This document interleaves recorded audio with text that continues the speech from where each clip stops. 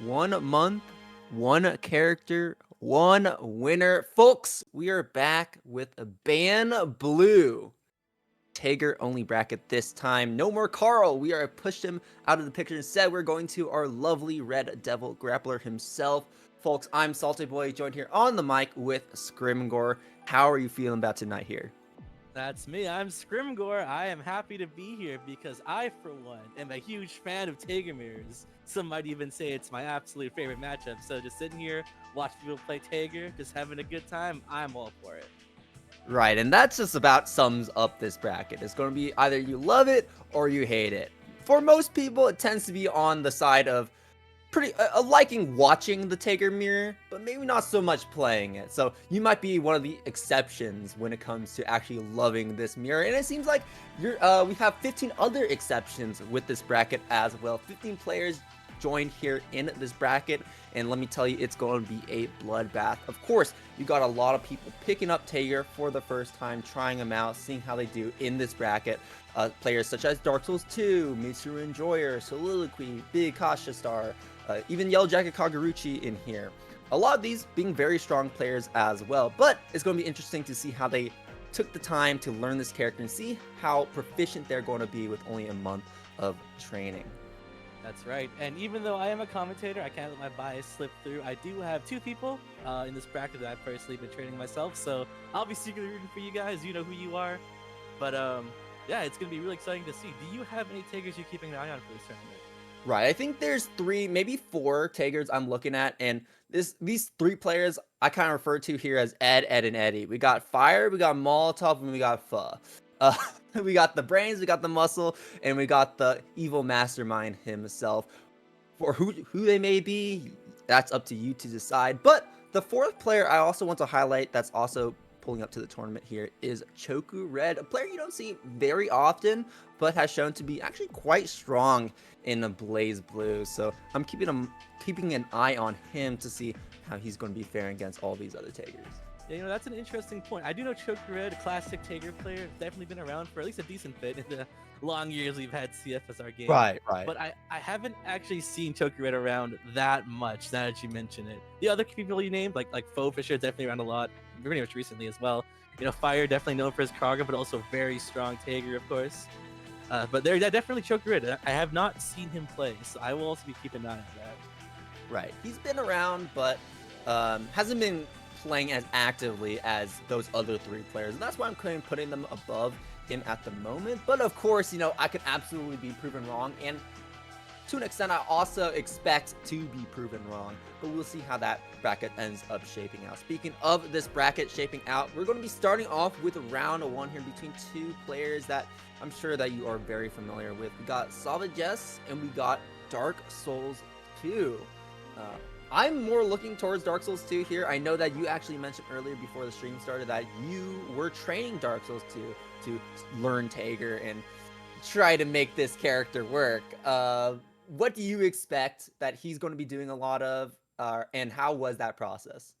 Well, unfortunately, we didn't get as much time to train as I would have liked. We both have a little bit of a messy schedule, and we missed quite a few days. But going from absolutely zero experience with Tager whatsoever, I feel like he's formed at least a competent Tager, enough to just you can hop into rank, get some wins, Though I know Sauvagess, I believe that's how you pronounce the name, was a Tager main, swapped to Jubei. I don't know who they play now, but they definitely have more experience in Tager. So that being said, I did train Dark Souls specifically in the Tager mirror, and I don't know how much experience Sauvagess has in the Tager mirror, so that'll be interesting to see for sure. Yeah, and I think this really is the most interesting part about this is the fact that Tager is not a terribly hard character to learn. It really just comes down to into the intricacies of the character, and also the mind games of the characters as well. And this becomes much more highlighted when you start playing the mirror, because then you have to start dealing with all the wacky tools he has available to him. And of course, we're going to be starting off with Motorhead. It's only fitting that we play the Tager theme in the Tager bracket, and we're hearing a lot of it. Here we go. Dark Souls 2, 76 matches, but Soliloquy over there with 414 with that Tager. That's right. We are definitely seeing the experience here. And as you said, Tager has a lot of wacky games he can use on himself specifically. And we'll see if any of these are taking advantage of the tournament. Right, but immediately Dark Souls 2 going to be winning that first interaction from that round start position, looking pretty decent, but unfortunately unable to apply that magnetism in the moment. And Sauvagess is instead going to be getting that magnetism even with that small combo right there. And there it is. We do have this classic 6A delay into 360, applying more magnetism. Oh, but we are aware. You know, I do know that one thing about Dark Souls when I was playing against him is he was very familiar with blocking Tager. So that will also come in handy here. Not the biggest combo, but damage is damage. As long as you get that knockdown in the magnetism, that's good.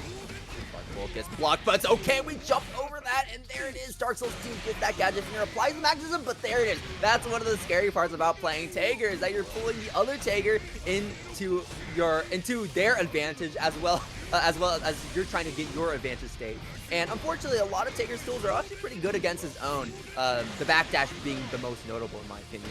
It's true. If you want to play this matchup well, you gotta know how to OS the backdash. Oh, there it is, a 368. We can pull off this if we're aware. Let's see. And it was not a combo, but Sauvagess got caught hitting the button. It was a counter hit, so that was enough for the kill. Well, you know what? That's a round. We'll take those. Dark Souls 2 off to a pretty nice start here. Purple throw, good tech. Don't let that happen to you right there. I wonder how many purple throws we'll see in this tournament. You know, it is Tager after all, right? Yeah, and this is another one of the interesting things about this mirror too is that once the other person gets once one Tager gets the other Tager magnetized and they try to pull that Tager in some cases you can kind of just ready up a command grab as you're being suctioned into the other Tager. And then sometimes you will win that interaction. You will get your throw off instead. Generally speaking, if you're magnetized, you're technically on the back foot there, but there are a few scenarios where if Tager tries to poke you in 5B while you're magnetized, you can backdash that, and your backdash turns into a forward dash because of the magnetism, and then you can actually punish that. So, never count yourself out, even if you're not magnetized. Absolutely. Dark Souls 2 looking to hold on to this burst, and just drops the combo, still though able to get a pickup after the Super RC, not enough to kill. Burst finally comes out from Dark Souls 2, but gets hit by the Spark Bolt. Yeah, a little slow on the draw there. We did see the Spark Bolt come out from Dark Souls, but unfortunately Sauvagess Spark Bolt was a little faster, taking us to round 3 here. Spark Bolt's going to be one of those really scary options for Tager to try and deal with, one of the strongest projectiles in the game, and an extremely strong projectile here against Tager. Able to get your magnetism up even on block, and that is going to be a throw for Sauvagess to get the advantage here on Dark Souls 2 in this mid-screen position. We'll play a Spark Bolt, but Sauvagess firing it out. Unfortunately, Dark Souls does whiff theirs, so that's going to be magnetism for only one of them, but lands the JA. You know, JA is actually a very huge budget for Tager, very strong. And I know Dark Souls really love JA. Speaking of, there it is again for the overhead. Getting some light damage in, finding magnetism. Oh, but that's a good OD. That's going to be a huge punish. Got active flow as well. That's going to be max damage and max magnetism as well. Tager is such a jumpy character, he can take it! That's gonna be the throw right to the super! Will it be enough? It still will not! Yeah, don't have the kill, RC. but yeah, there it is. Just raw Spark Bolt after Gadget Finger there. You are plus 10 on hit on Gadget Finger, so you have to respect that. Yeah, Gadget Finger, always so scary. Sets up that restand position where you start to immediately get your mind game off again.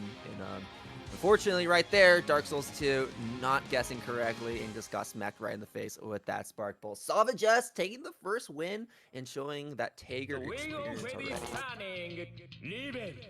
But wow, we're gonna go in game 2. What are we starting off with? We're backing up, charging Spark Bolt. Oh, did not get the parry. That you don't know. You can actually parry with Tager Spark Bolt charge if you land the armor on it by inputting T6A. You get the sledge follow-up, but unfortunately Dark Souls not ready for that. But Dark Souls was ready for that. Did not get the full combo though. Yeah, ledge couple's going to be pretty important there. If the other Tager gets a little too hasty and tries to charge in, that wedge catapult is going to provide that invincibility there on the ground. Forcing the burst off of Sauvagess now. Going into neutral without the burst. Now we're just dancing around with the classic magnetism. Oh, there! Oh, the Spark Bolt going through the 6A. The armor did not come out fast enough. Yeah, you can tell that Dark Souls 2 doesn't really play Tager because of the fact that we're holding on to this Spark Bolt for so long. It really feels like Dark Souls 2 is looking for the most opportune moment to use it, but in reality, there's many opportune moments to use it before, instead of just trying to fish for a hit here. Dark Souls 2 gets that gadget off. There's the OD into the EA, and that's the invincibility to do that super. Yeah, there, right there. That's not even just like Tager mirror knowledge. That's just Tager matchup knowledge. You can OD through the Mega Tech on startup and EA through it. You can't do anything about it. You can't even rapid. So that was good knowledge there for sure. But yeah, you were totally right about the Spark Bolt. I was telling anyone I try to teach Tager is that once you have Spark Bolt and you get a hit, feel free to just use it in a combo because you're gonna start regenerating it as the combo goes on. And assuming you don't drop, you'll be in an advantageous position anyway, so you don't really need it for neutral. It'll add a lot of damage and it'll also give you some mechanism for your combo. So definitely should be holding out to as much as some people live here. Throw your back dash from Sauvagess in the corner. That's going to be a big meaty hit there for Dark Souls 2. Gets the gadget finger off, doesn't use the mirror to extend that combo, instead looking to hold on to that 100-meter here. Sauvagess using that Spark Bolt, but only gets blocked. Still though, the Magnetism will stay on Dark Souls 2, and I like what Sauvagess is going for right there. Noticing that Dark Souls 2 didn't have that Spark Bolt anymore, so tried to charge up that Spark Bolt, getting pretty cheeky. Super, even more cheeky there in the corner. Once again, not enough to kill here, but Dark Souls 2 is holding on for just a little bit. Oh, the Magna Tech wheel, but we did have the meter to rapid it, allowing Dark Souls to take game 2. I also wanted to point out, especially that Dark Souls saw Sauvagess go for 2D and responded with 6B. That Tager 6B is foot invul frame 4, so that's definitely a tool that you can be using with your Tagers who are just hitting 2D on you. It's a good awareness. Absolutely, and we're going to be going to game number 3 now. Sauvagess looked pretty decent in game number 1, but Dark Souls 2 definitely bringing it back there in game 2. This is game 3. One more game to go to see who stays here on the winner's side. Dark Souls 2 pretty hasty here with those with the Magnetism trying to get that 5-2 connection, but looks like Dark Souls 2 is going to be getting the lead and takes the burst early from Sauvagess as well. Oh, does get clipped by that 2C there? No confirm though. And the Spark Bolt punish did drop it, but it's alright. We didn't get any text, so real combo as far as I can say. But 720 does beat the 368 there. Tager, you just need to make a couple guesses and you can just win the round. But unfortunately, when you're playing the Tager mirror, that becomes a lot harder because of the amount of health that Tager has available to him. Sauvagess probably would have killed any been very close to killing any other character in the cast by now, but Dark Souls 2 still hanging on, and we'll hang on after this combo as well. Are we blocking it? Yes, we will. No meter to back it up. Dark Souls 2 taking this round and pushing us on to set point. And, Tager has so much HP that if he lands a 360A on another Tager, he still has more health than Ragnar. So. Oh my god, that was an insane Spark Bolt charge. Dark Souls 2 already at 100% there on that gate. Going to have it right after this Gadget Finger. But, oh, this is where the scary part comes in. Trying to do Gadget Finger Oki on another Tager. We saw that backdash coming through. And, sorry, that throw coming through and snatched Dark Souls 2 in the middle of his own Oki. Oh, Rapid gets a throw. I'm not sure what we wanted there, but did waste the 50 meter. Ooh, good use of Crimson Punish. That's more or less Tager's double jump. So you're gonna have to really know how to maneuver in the air if you're gonna be in the air. And we did see that knowledge from Sauvagess.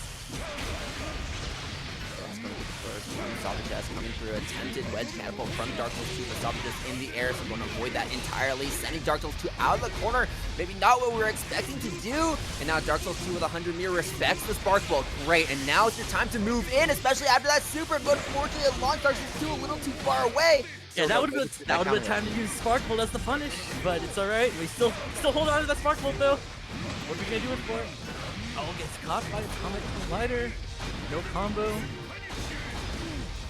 Dark Souls 2 so far. There's the super coming through.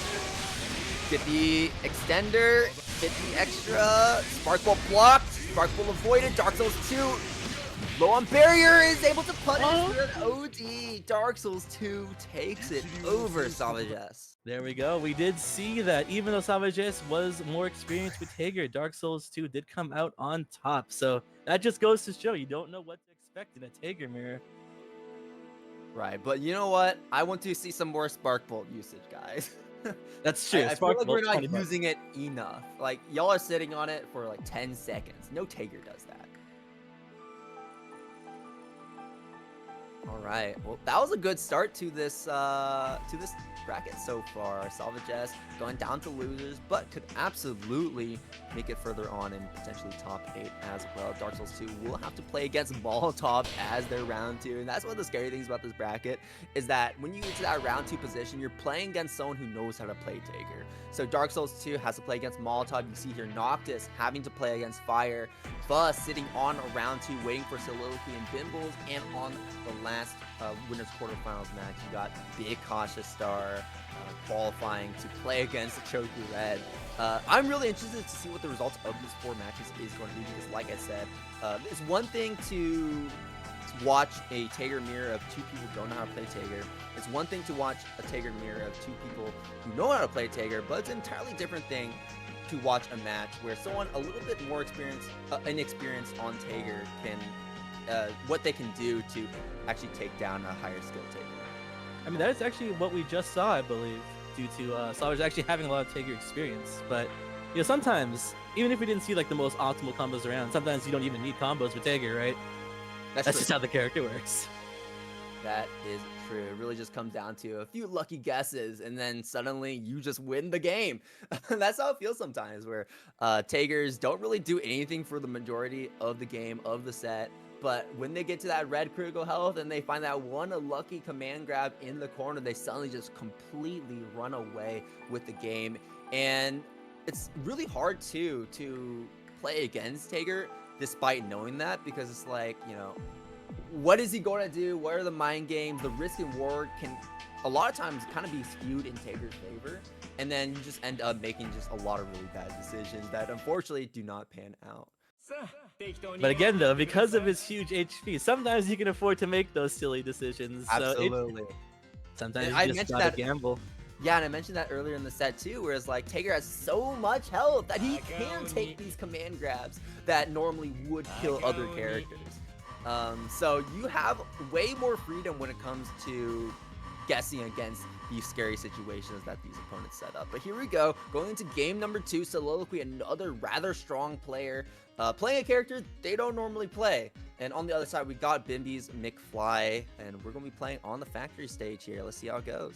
I do know, I believe, sorry, how do you pronounce it? Was Soliloquy? Was that it? Soliloquy, yeah. Soliloquy, yes, thank you. Yes, I do know that they played New, which is like more or less the exact opposite kind of character as Tager. 3 matches! Oh, dear. We'll have to see how this pans out. I mean, earlier, the disparity wasn't that bad, right? Dark Souls 2 had 70 matches, and then Sauvagess had 400, but the difference between 3 and 700 is quite crazy. Soliloquy maybe not practicing terribly much here with the Tager, at least in that online setting. You'll see how we do here against Bimbes, who's definitely much more experienced on that end. But then we did have the good awareness on that 360B, punishing the 2D, getting the basic combo there, applying magic, that's all you really need. That's going to be one of the most important interactions in this set, is punishing that 2D with the 360. 5A, air coming through. And there we go. The response. 360B does have a lot more info than 360A. So the armor though on Ledge B going through that 6C. 2D hit into super into throw, because why not? Gadget finger, what's the setup going to be? Throw, blocks the sparkle. Oh yeah, that is going to win the full invul on the EA. Not gonna be enough to kill though. And that's the overhead. Tager does have questionable overheads, but you do have to respect them all the same, especially with the 50 meter. Round number 2 here. Oh my god, we try to get really cheeky there. Did not end up working out for Soliloquy. But Bimbes, unfortunately, not able to get a terribly big punish off of that. Still finds a throw, sets up the gadget finger, sets up the magnetism. 5A anti-air, 5A check. Into the corner, Bimbes goes. Oh yeah, that was good awareness on the gadget finger, going for the backdash and punishing with 360B.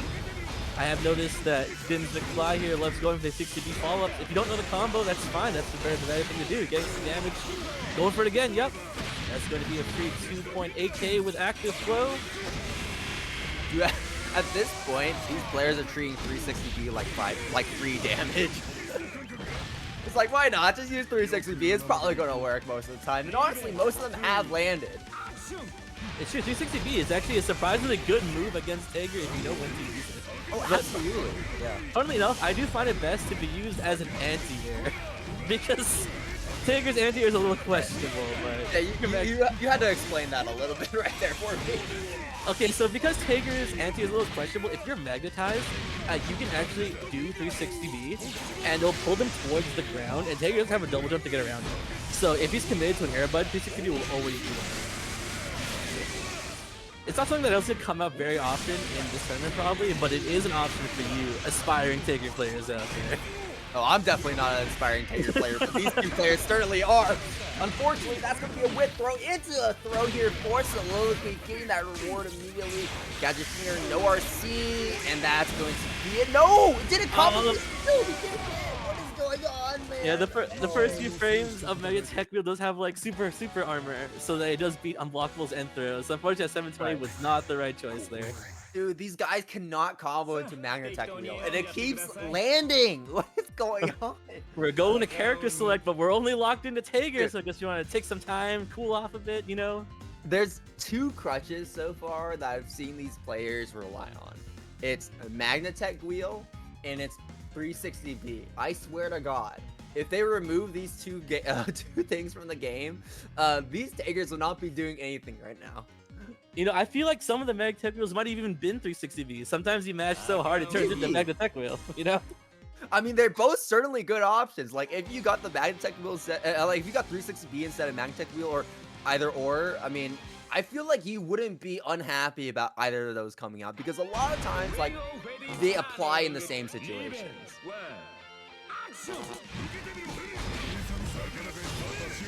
Fine magnetism there. Oh, that was a good read, but the JC did actually mess up the timing like Tom McFly. You gotta be ready to let go of that button. And that was a fatal trade. I don't think I've ever seen that before. The 60 trading with a 2D. There we go. We have 360B. We are keeping Soliloquy in the corner. You actually see Bimbes go. The overhead. You know, again, I was talking about it. Tager has the weirdest overheads, but you have to remember that they're there. Dude, we're getting knowledge checked. That's a counter. This is a big combo, and that's the right confirmed. I don't know why Bimbes McFly knows this, but this can be death. Okay, never mind. We didn't go for the full combo. That's still 4.9k into death with the 360. Round two, here we go. Both players still in that OD, still in that burst. See what round start is going to be. Okay, we tried to go for round start. Atomic Collider didn't end up working out, so Loki currently is Magnetized, is not. Oh, there it is. That's what I was talking about. With the backdash turning into a forward dash with the magnetism, sometimes you got to be aware of that. And there's the first purple throw that hit of the set, or of the tournament, actually. 3.9k into the overhead. His life bar was blood red for just a moment. Backdash turning into that forward dash once again. Unfortunately, not able to find a combo right there. 2D into the throw, and that's gonna be it. That's the thing I've been seeing Bimbes go for a lot of times. Is just 2D into throw. We're kind of just autopiloting it into that option. Mark Bolt, burst taken. You have the burst. That's gonna be. Oh, I was gonna say it's gonna be it, but we just dropped the combo, and we saw Soliloquy match in that 720. It's not gonna kill, but it's gonna hurt. Absolutely, backdash. Things are getting really dicey, but of course, that doesn't raid out. You know, Bimbes wanted a 720 there, turning into a super jump 360C, but was still able to turn it around, tying things up 1-1. Can't believe we're already seeing 1-1s. We're already seeing 2-1s here. Game number 3. Here we go.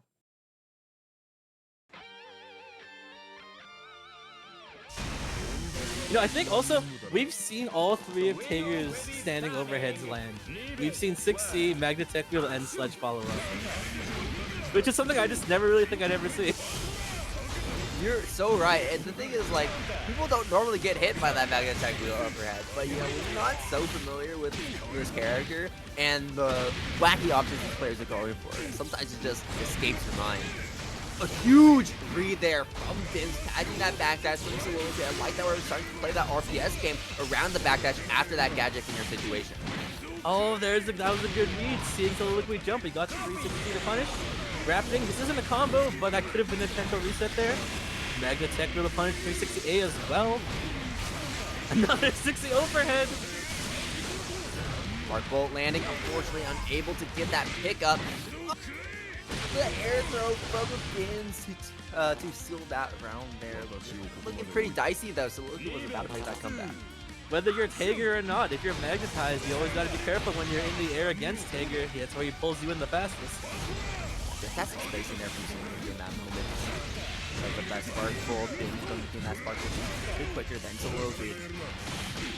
He didn't go for the throw this time, actually went for the air throw, maybe expecting Soliloquy to try and jump it on the action. That is some good adaptation though. You're gonna have to be able to adapt, especially in a matchup like this. We are seeing that from Bimbes. Tech wheel once again. This time we're going to be blocking that overhead, and that's going to be the optimal punish here for Bimbes. Will it be enough? It will be enough with the active flow. That should be about 5,000 damage, and not even Tager can survive that at orange HP. Absolutely. Bimbes flying up to round number 2 here to go ahead and play against Folks, all of our round 1 matches are done. We just saw it earlier on stream. Dark Souls 2 taking it over Sauvagess 2-1. Fyre beating Mitsuru and Joy 2-0. Noctis moving forward after a DQ from Faber. And then we have Choku Red beating Focomovite 2-0. And finally, Kasha beating Yellow Jacket Karaguchi 2-0. So we got a pretty nice top 16 here so far. A lot of players that we expect to be here. Also, unfortunately, some unfortunate DQs that we didn't expect to see. Molotov not able to make it to that bracket. So Dark Souls 2 already in winner side top 8. And it's also shame to see that Faber didn't make it. I know Faber is a Tager man. He's actually very close to my own local scene. I actually saw him in one of the tournaments we had just a few months back. So it's a shame she couldn't make it out either, but hey, that's how it goes. All they do is hate free money here because folks, we got $50, specifically $51.75 in the match Reno currently. A lot of money to fight for a 14-player Tager-only bracket. Folks, if you want to contribute, of course, you can go ahead, hit that Match Arena link that's somewhere in the chat. And if you want to go claim some codes to add a little bit of extra money to that prize pool, I'm sure these players would appreciate it as we get into set number 3 here of this tournament. And this is now round 2 territory. This is actually interesting because both these players don't main Tager, but they both have a very solid Tager. So I would like to see how this goes. I wouldn't say Fyre doesn't make Tager, because Fyre has that blunt rotation of Tager, Kagura, Noel, and he plays it depending on the matchups. So I would say, like, in terms of his characters, like Kagura is probably like 50, or I'll say like 40, and then Noel is 30, and then Tager is I don't know, 30 as well, right?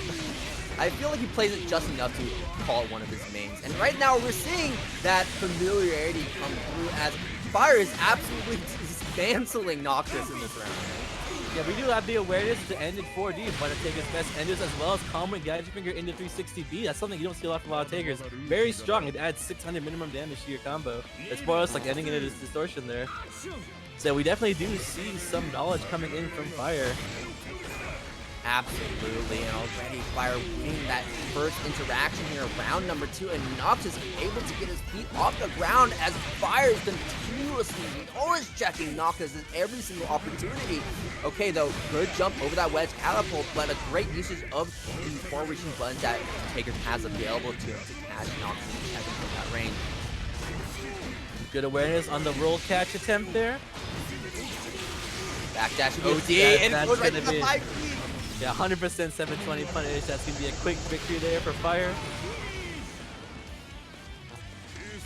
That was an incredibly dominant first game, and this is what we were talking about when this bracket first started.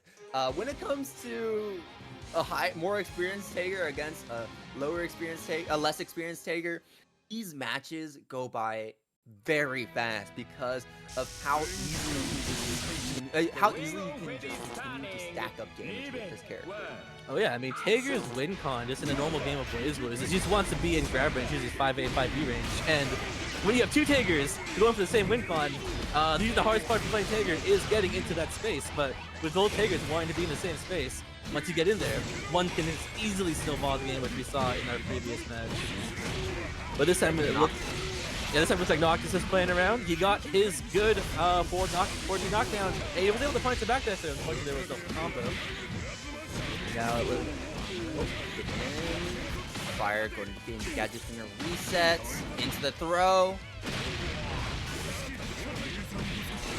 Getting caught low here. Combo. And there it is, Spark Bolt in the middle of the combo, but unfortunately popped it a little too high, so it made that combo reading a little weird there.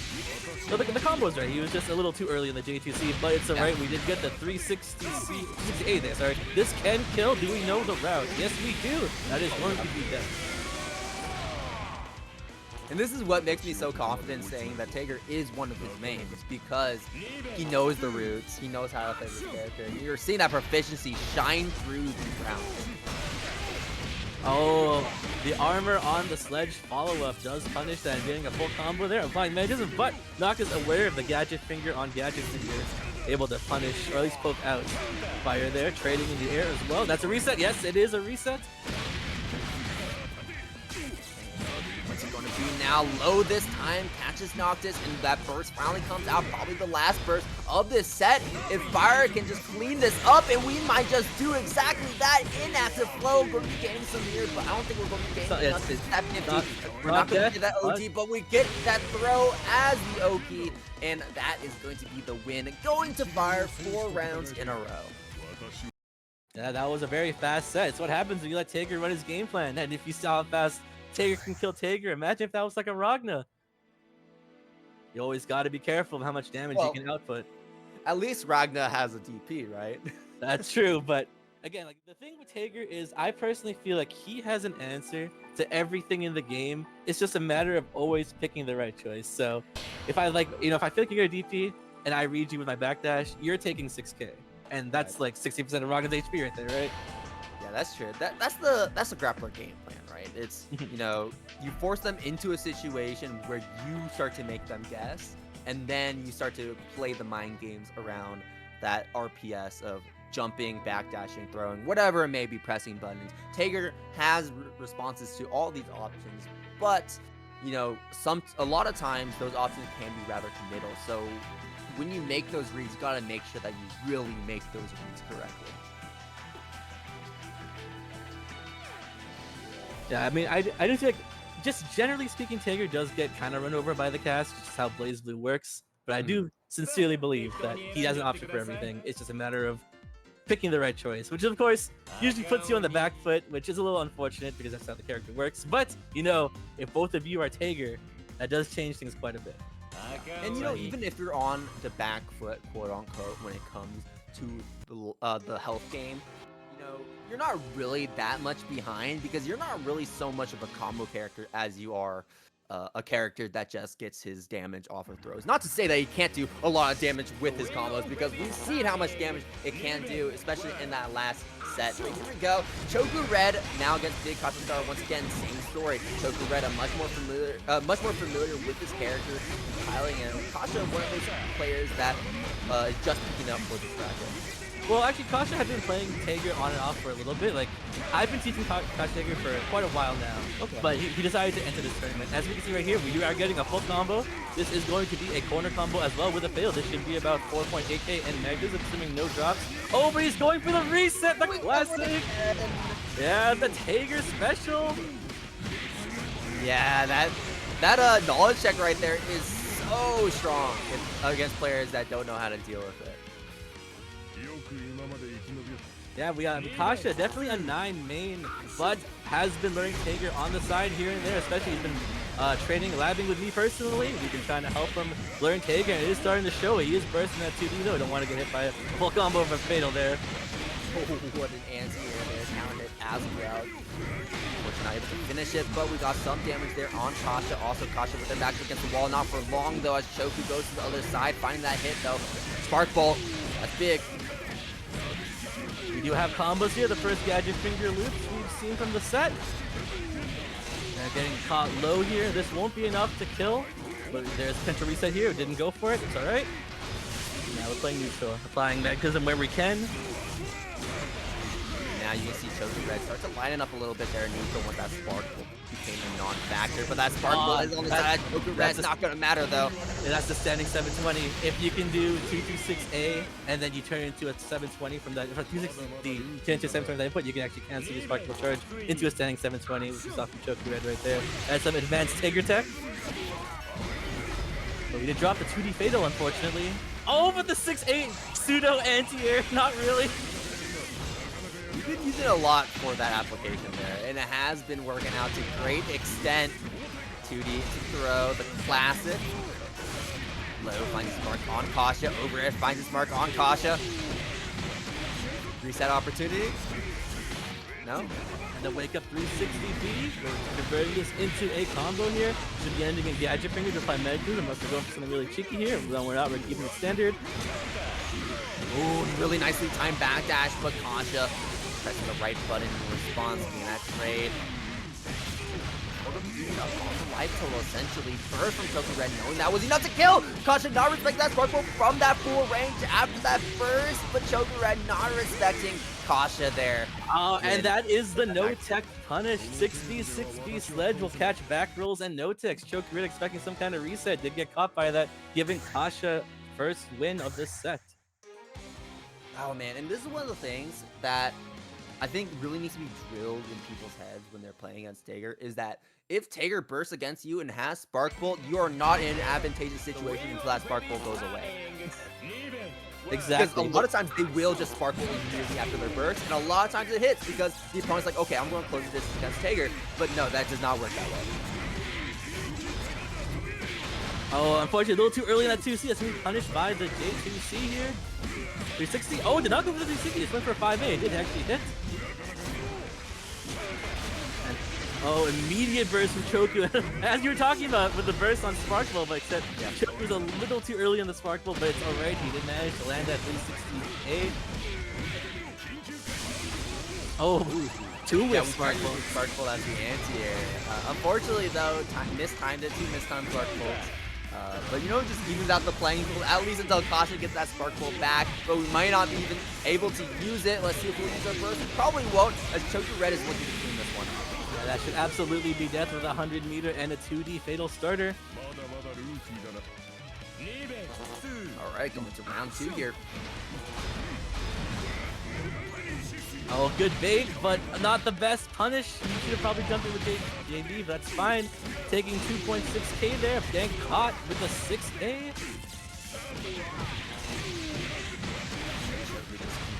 Continuing to stack up the damage like he's stacking up money. Alright, to the side, another combo. Burst comes out from Kasha, maybe a little too late though, unfortunately, as we try to get cheeky with that Spark Bolt from full screen. Choku Red sends out his Spark Bolt, which has already become hot and ready. That's going to be the even upset here between these two players, 1-1. So many game 3s already. I think we've only had one set on stream that has not been a game 3, in fact. So there we go. We'll have to see how this turns out in our game 3. What are we starting off with here? Kasha going 6B trying to beat a low, but Choku Red does jump, landing in with a 360A. No Gadget Finger. There's the now 5A check.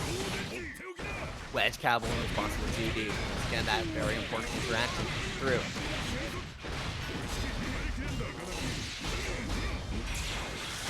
That's not going to catch his magnetism ran out. Okay, though, we were able to block out that Sparkle. Throw counter, though, for Kasha might get us back on board when it comes to this round, especially with the combo right after. 260B? Yeah, exactly. Good awareness on the OD. 2B is very good on whip. We can convert that into 360B. Turning it into a combo here. We have 100 meter. What are we going to do? Oh, 720 in response to what do you think? That's fair. I do think, I guess as you mentioned, it was probably obvious in hindsight. Oh my god.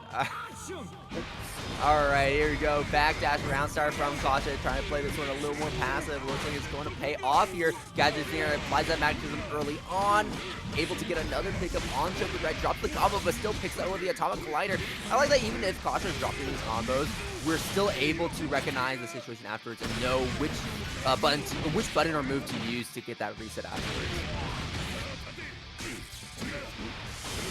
Oh, that's a punish. Yeah, 360C in the air. Very bad on whip. Not only can you not move until you land, but you also have landing recovery. That was an absolute punish. Choku Red deciding to hold on to the first. Probably the best choice as we go into the final round of this final set. Final game, final round here, folks. Choku Red and Kasha both at OD on deck, and Choku already spent that OD. It looks like we're playing Uni at this point here. Concentrating that spark bolt from full screen. Kasha not using ours until we find the combo connection, and that is going to be so much reward here for Kasha early on in this round. Choku without that burst available, continuing to get wailed on by these buns from Kasha, but that's going to be also a massive throw counter on the side of Choku. Oh yeah, there's a 7-turn, a little hasty on that. We are going to take a full combo here. Trying to go for a reset. Yeah, then Kasha's not taking the bait, so he gets forced to catch Peter there. There's the purple throw. Attack, OD activation for Kasha. Into the throw. Gadget Finger, what's it going to be? Magnatech Wheel RC throw. Not enough. It's not death, but what are we doing here? One more interaction for both these players, and but there it is. Finds the final throw to close off the set. 2-1 over Kasha, but what a close set, much closer than I even anticipated, as Choku Red also has punched their ticket into winners semifinals. That was a very close game. It could have gone either way. But, you know, that's what I like to see in your Tager mirrors. You never know where it's gonna go. Not at all. Man, it is so exhilarating watching Tager mirrors, and just in general watching good Tagers play. One of my favorites, a lot of my favorite sets from the recent, the recent BlazBlue majors is, you know, like CEO 2024 with Mascan just running through top 8. That was an absolute blast to watch. There's something really special about a character like Tager that, you know, can just push out so much damage on just really smart reads. Oh yeah, like even just, you know, sometimes just getting hit by a 360A, it's not the biggest punish in the world. Like 2.5k is it's a solid amount, but like the mental damage you take is actually far higher than you think. And once you get stuck in like Tager's little mind game there, that's when the damage really starts to pile up. Right. He's a character that forces you to play the game differently, and there's other characters that also do that. You know, Izanami is another good example. Rachel's another good example. But Tager definitely, absolutely, you know, even if the character isn't usually regarded as being very good, he absolutely does warp how you play. And even if you are a very good player, trying to deal with the Tager nonsense can make you look worse than you actually are. Yeah, there's actually a lot of mind games that go into the decisions a player can make. It's so hard for me just to explain it on the fly, but just watching these matches, I can more or less understand what some of these Tagers are going for, but I just can't really just fathom or at least explain how in-depth, like, oh, he's gonna backdash here, so I should do X, etc. Right? There's just so many layers to it. And that's what makes this matchup so fascinating to me. And we saw a peep at those layers before, you know, a lot of times we'll do 2D into our tick throw. And in response, we saw the jump, but then afterwards, like, okay, we're going to do 2D into air throw instead with that maximum applied, and then it's going to punish you for trying to escape that. So that's a lot of the really cool mind games you can start playing when you have two Tagers duking it out against each other. Speaking of the two Tagers here, we got probably the Tager of the bracket, Fyre, pulling up, and already not doing as well when it comes to this ground set situation here. Already down to half health, but that consistency is what Fyre starts to shine as we even up that life total. And we are getting caught low here, so that's going to be another roughly 2.5k-ish, a little more looks like. Going for the classic. Oh, but that was a good awareness on it. Responding to Tech no, nothing big, but there's a rapid, yes, blocking low. Both players have Sparkle on the table. Who's going to fire first? Yeah, both players respecting each other's Sparkle. I don't know why I said that. We've already established Dark Souls never fires Sparkle. Yeah, right. That's not going to be enough. Kind of. Oh, man, and charges up the armor. Dark Souls 2 to close off that round. Yeah, Dark Souls 2, you gotta use that Sparkle, man. Like, Fyre is respecting it. But you, if you're not going to use it, then you want to start respecting it, and that's going to be pretty difficult here when you're just going to start running over you like this. Oh, the long range 368 by holding it. You're taking advantage of the magnetism. They're punching 5B. Now, speaking of long range, once Tager has you magnetized, it's 360B, pulls you in roughly at the range as Kagura's 2C. It is surprisingly far. You always should be aware of that. That magnetism finds the hit with that overhead attack. There you go, catching the backdash. Into the corner. Set the situation. Magtech wheel attempt. Oh, sorry, not Magtech. Throw attempt. It's not going to work out. Fyre just tossing away that 15 meter for nothing. What are you going to spend our 100 meter on? We're sitting on it. We also send the smart ball. Oh, we don't even have to spend it. That should be death as long as we wrap into like a 5C or something. There we go. Let's tie it up 1-1 here in game 1. I know I should have some faith in Dark Souls 2, but part of me also did not expect him to RC.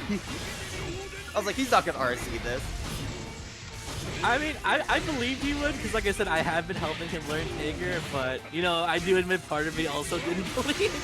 But I'm glad that he did. We get to see more Tager mirrors here, and hopefully that's what viewers at home are here for, because that's all we're going to be seeing for the next bit. Oh yeah, I'm sure that you, when you clicked on this stream, that's what you were expecting from the get-go. Got the jump in JB, not apply magnetism. Tried to go for the long range combo, and of course that was not the range to do it, so he ended up dropping, but that's alright. Dark Souls in the corner, good awareness on the rapid there. Usually most people end up trying to hit a button after sledge on block, so that rapid does catch a lot of punches or jumps, but Dark Souls were to block. Had a bad burst for Dark Souls 2 there, using it when that Magtech pulled Fyre in, but now we're just dancing around each other here on the screen with that magnetism from both of these characters. Fyre should be able to close this one out though. Yes, he will. Yeah, unfortunately, Sledge B does lose to foot moves, and 2D is in fact a foot move. So that's going to be the fatal into the full combo there, which we didn't get to see the entire combo, but it looked like Fyre knew how to get one of the stronger combos there. That's going to be about 4.9k, so definitely death there.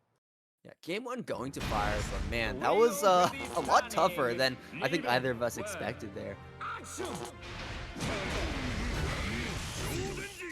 Take 2D into the regular 5A check into throw once again. And right now we're in the Tager blender. It's going to be another one. Yep, there we go. But Dark Souls is aware. He's able to backdash, but did get caught on the backdash this time. This is going to be a good chunk of damage. And there is another throw. It's not going to be enough to kill. To make that lethal. That 5A definitely was not enough to kill either. Oh, that was chip damage. That was chip damage. Yeah, when you're not putting up barrier there, once again, from full screen, you always have to be cognizant of Stone Cold and how close it is to being dead. That was a good OD. Gonna be able to punish the 4D on whip. Getting 360. What are you going for? Going low? Okay, nice side swap there. Marginally closer to the corner. 360B to punish the Sledge A. We're getting the full combo as well. Doing the JC there, or sorry, JD, actually does 1 more damage than doing JDC. Exactly 1. So it is optimal. It also applies more magnetism. We can kill off this. Let's cancel it with the 50 meter. Baits out the burst.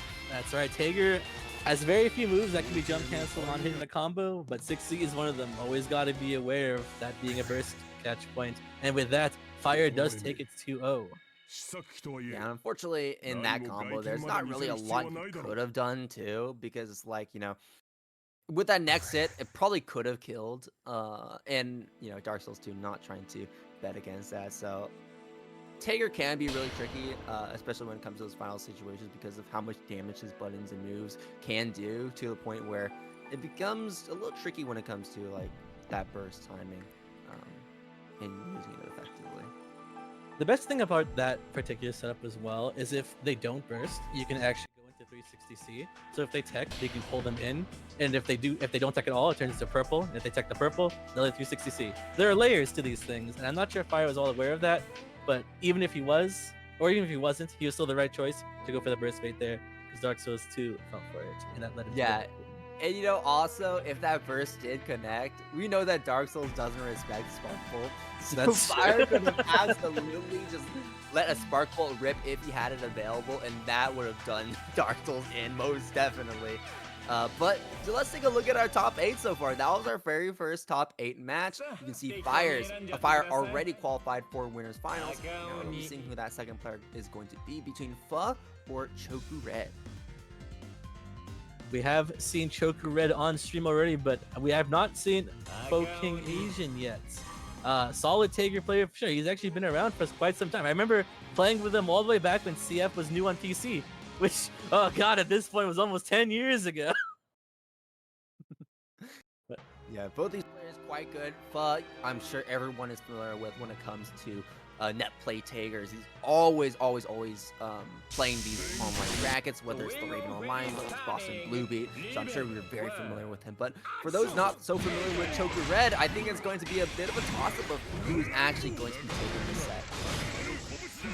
So this is another matchup of two players who are very familiar with the character. And there it is, going for the reset of the 6A into 360B, going for the mechanism combo, opting for the 4D ender, less damage but better knockdown. And now Pho is really doing a good job at abusing his magnetism with his buttons, not even the throws, the buttons, and just pulling it right back into that space that they Oh, it will be death. Oh, my bad. I thought for sure it would because it was not active flow, so it's only 4.6 game. I guess that was just enough. I thought that was not going to kill. I was in the middle of a little shield there, and then immediately as I killed, my eyes just lit up. I'm like, what?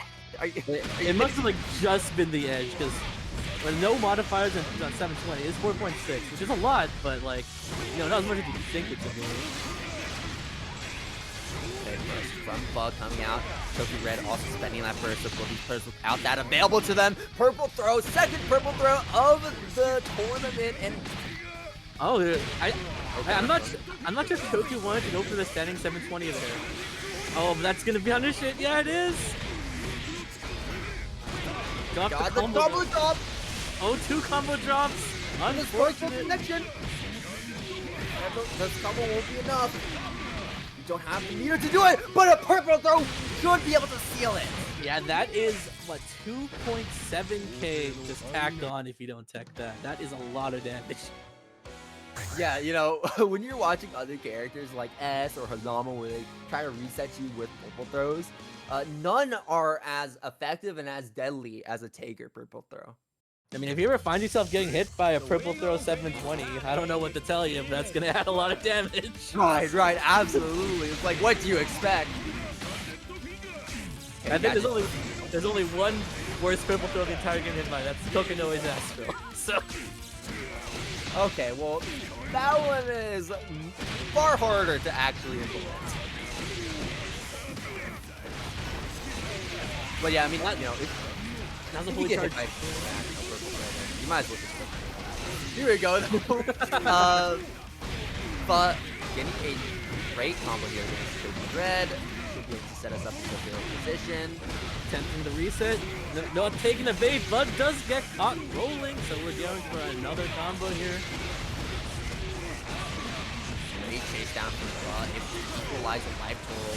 And now that we're equalized, it's scary for both these players, knowing they're both in one-touch range. Choku Red spending that first, knowing you can take it, but we need to find that one hit, and Pho is the one who finds it first.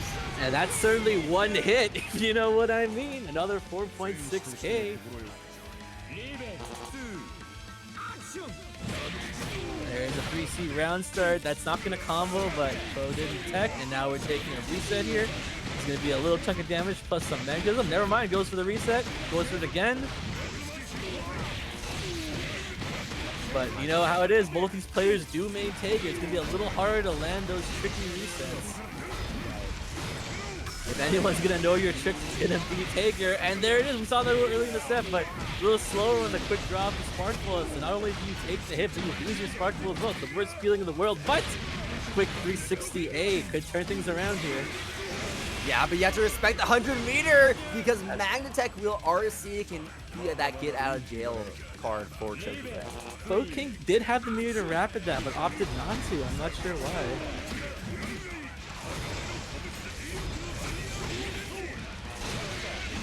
see, gets that magnetism. This is set point for Pho, and that is one way to start off this round here.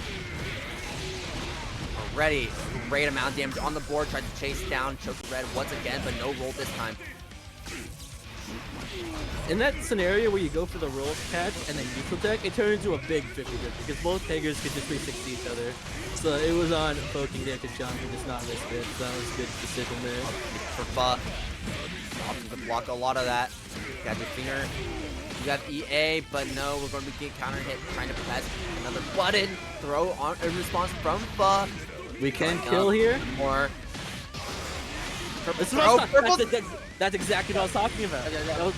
Going for the burst rate, they didn't burst. You go for the throw. If they tech, it grabs it. If they don't tech, it's purples. They tech the purple, another air throw. That's exactly the layers I was talking about earlier. Yes. You know, maybe we should ban this character. And that's the second time we've seen it. And I like that we're abusing these knowledge checks. Because it absolutely... it's a game winner. That interaction is a game winner if you don't know how to deal with it. For those of you who don't know at home, if you find yourself in that stair as another character, double jumping does actually beat the 360C in the air. But you know, Tiger does not have a double jump, so that does lead to a bit of a scramble. But it looks like we will be running some ads before we continue. We have, well, I guess kind of 2 ads as well. We'll see y'all back in just a moment as we continue this Tiger bracket after our regularly sponsored sponsored ad break. Yeah, it's not too many ads, guys. We're back at it again with Vortex Gallery. This is we tried to do a smaller event this year, so by smaller we have about like 80 games this time. Small. That's small for us. So we have everything from 2XKO to BlazBlue to Quake. Yeah, actually Quake. So yeah, definitely check us out. We have so many games for so many different regions. That was the wrong image. Whoops. Smile. Yeah, but our full list there. Yours truly is running BBCF NA, so definitely join us. We will be happy to have you. Most of the Texas BCF scene is actually helping me run it, so shout outs to them. And yeah, it's gonna be hype. Match Renos are up. The Start GG is live right there. Join today. Smile. Thanks again. That was your regular, your mandated induced ad break. Now, Well, there you you heard go. Kixama. Go ahead, sign up for Vortex Gallery. It's always a blast. There's so many games that's being run. It's completely community funded. BlazBlue is going to be there, so if you're enjoying this Tiger only bracket, we may see a few Tigers over in BlazBlue. Oh, hopefully. But definitely the rest of the cast will also be in attendance. Look forward to that, and look forward to all the other games that they end up playing. Yeah, I mean, what, 80 games? Vortex Gallery is always going to be big, even if that one is relatively smaller compared to the others. But Oh yeah, Vortex Gallery is always a great time. I was just gonna say that I personally actually commentated for them as well, and I can personally vouch for it. It's always a good time at Vortex Gallery. Yeah, absolutely, and Vortex Gallery also hosts offline events, specifically at Frosty Falcons. So you kind of see a lot of those really niche games also get represented at those bigger majors in a more competitive setting, so to speak. I know, haven't they run?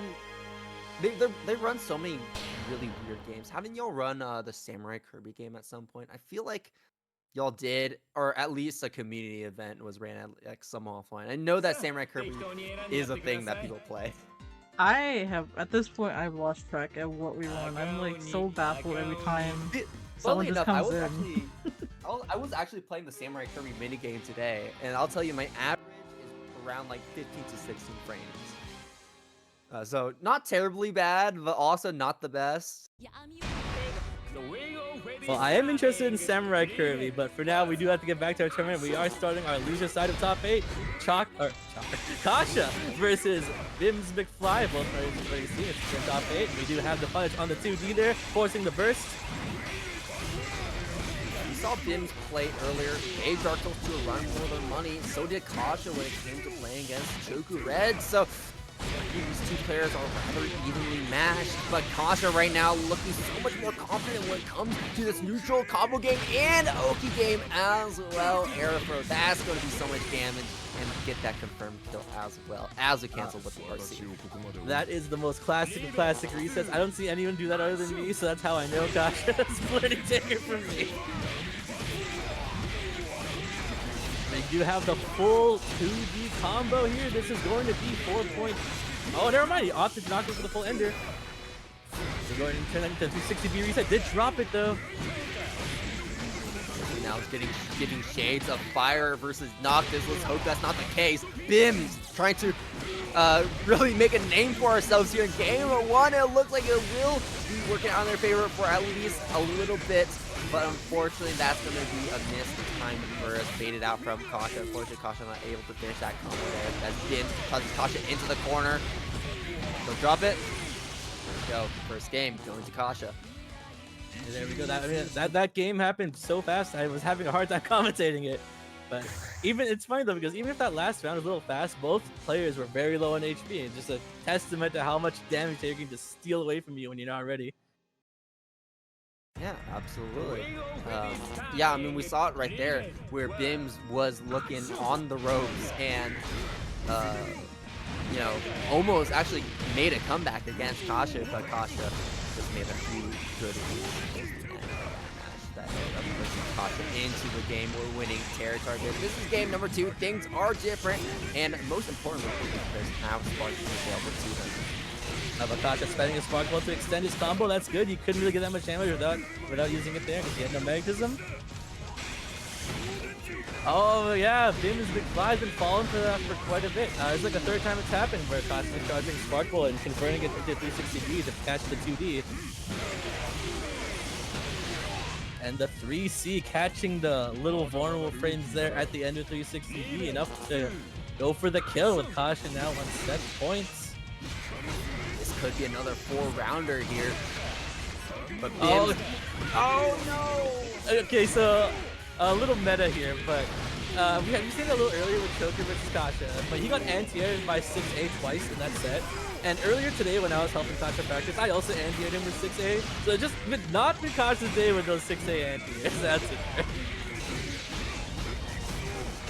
But we won't have to worry about them for much longer, at least in this set. Both takers backdashing away, so you couldn't really do too much in that situation. Suction right in, and that is going to be the win, going to Kasha, finishing it off with a Spark Bolt, that nice bow. And Kasha, game 2 victory, 2-0 so quickly, as Kasha has really cemented their spot on the loser side of top 8. And how fitting that we ended that set with a 360B combo. I feel like that was definitely the MVP in that set. It really was. It really was. And that it's just the MVP move for I mean, honestly, I was about to say for this bracket, but honestly, Taker in general. 360B is such a good move. It definitely has its uses. It's one of those use but don't abuse, but when you know, and when it works, it will absolutely work. And as we've been seeing quite a few times in this set, but some of our takers here know how to use it, and it is absolutely scary when it works. But man, it's been an hour and 10 minutes so far into this bracket, so more like an hour of like matches being played here. But it's so funny because we played more matches than other brackets normally would at this point, and we're already starting to reach the end game of it. Just a few more matches to go, but we're going to be seeing who is going to be getting into that 5th place spot here between Noctis and Focomovite, 2 players we haven't seen on stream. Oh, we've seen Noctis. No, we saw Noctis, yeah, but we haven't seen Focomovite on stream yet. Actually, they've had a silent climb all the way from losers after losing round 1 to Choku. So we'll see how this goes. Oh, I guess a shout out to Focomovite there for using the Taker color I use. Big fan of the Tension color. Yeah, but certainly not as good as Accent Core Potemkin, if that's what we're trying to be. Yeah, Funny Taker can never live up to those heights. Or maybe fortunately, depending on whose side you're on here. But here we go. We do have. Oh, that's a counter. Yeah, counter hit 3C on Taker will actually combo into Atomic Ladder. Normally that's supposed to whiff, but because Taker's just so large and in charge, it does combo. So that's something you have to be aware of. Speaking of 3C counter hits, though, we are starting around with it. Ah, there it is. Yeah, we haven't seen Noctis go for the 6A delays on 360s. We didn't get to see too much of him play against Fyre, but what little we did see, we did know that he does like doing that. And with the quick tech regular throw, did not expect that. Hard knockdown. Oh, never mind. We're just going to go for that. Yeah, that was a JA stone, so there wasn't much else. Yeah. To do. So good awareness on knowing where to end your combo there.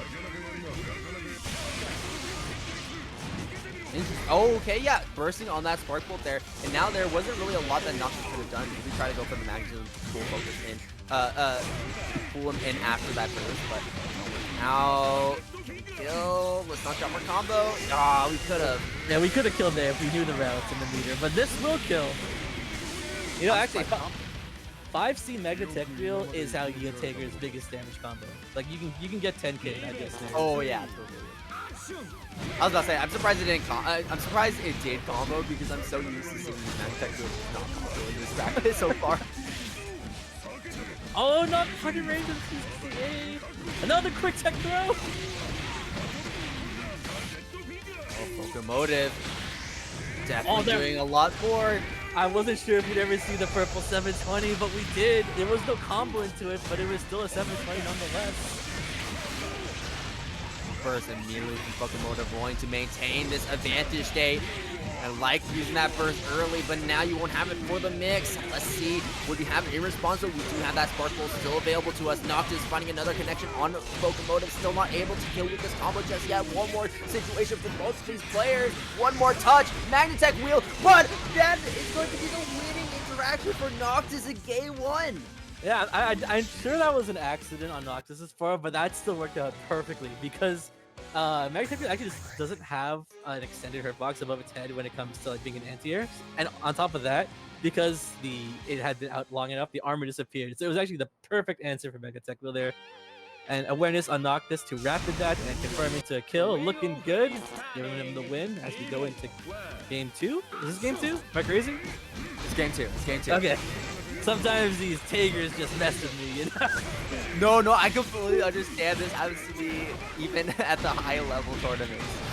Sometimes they can just go on for so long, but right now it may not end up being the case as Focomovite just chewed through Noctis' health bar there in the first 20 seconds.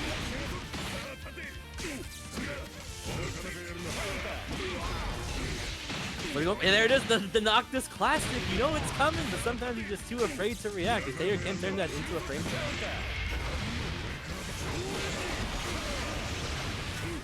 Burst in from Focomovite there. Oh, unfortunately, that is a Spark Bolt gone, though. This is death, assuming no drops. There we go.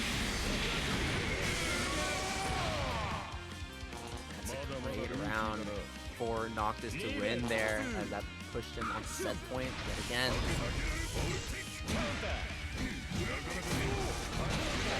There it is, the armor on the sledge follow-up as well. You're going to have to usually use a foot move there.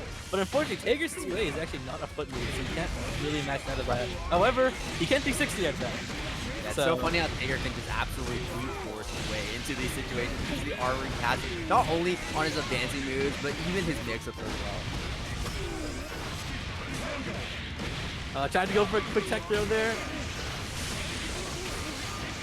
Oh, you can punish that, Jeff, because that is a punish. Oh, but speaking of punishes, that is going to be it for Focomovite there with Noctis taking it 2-0.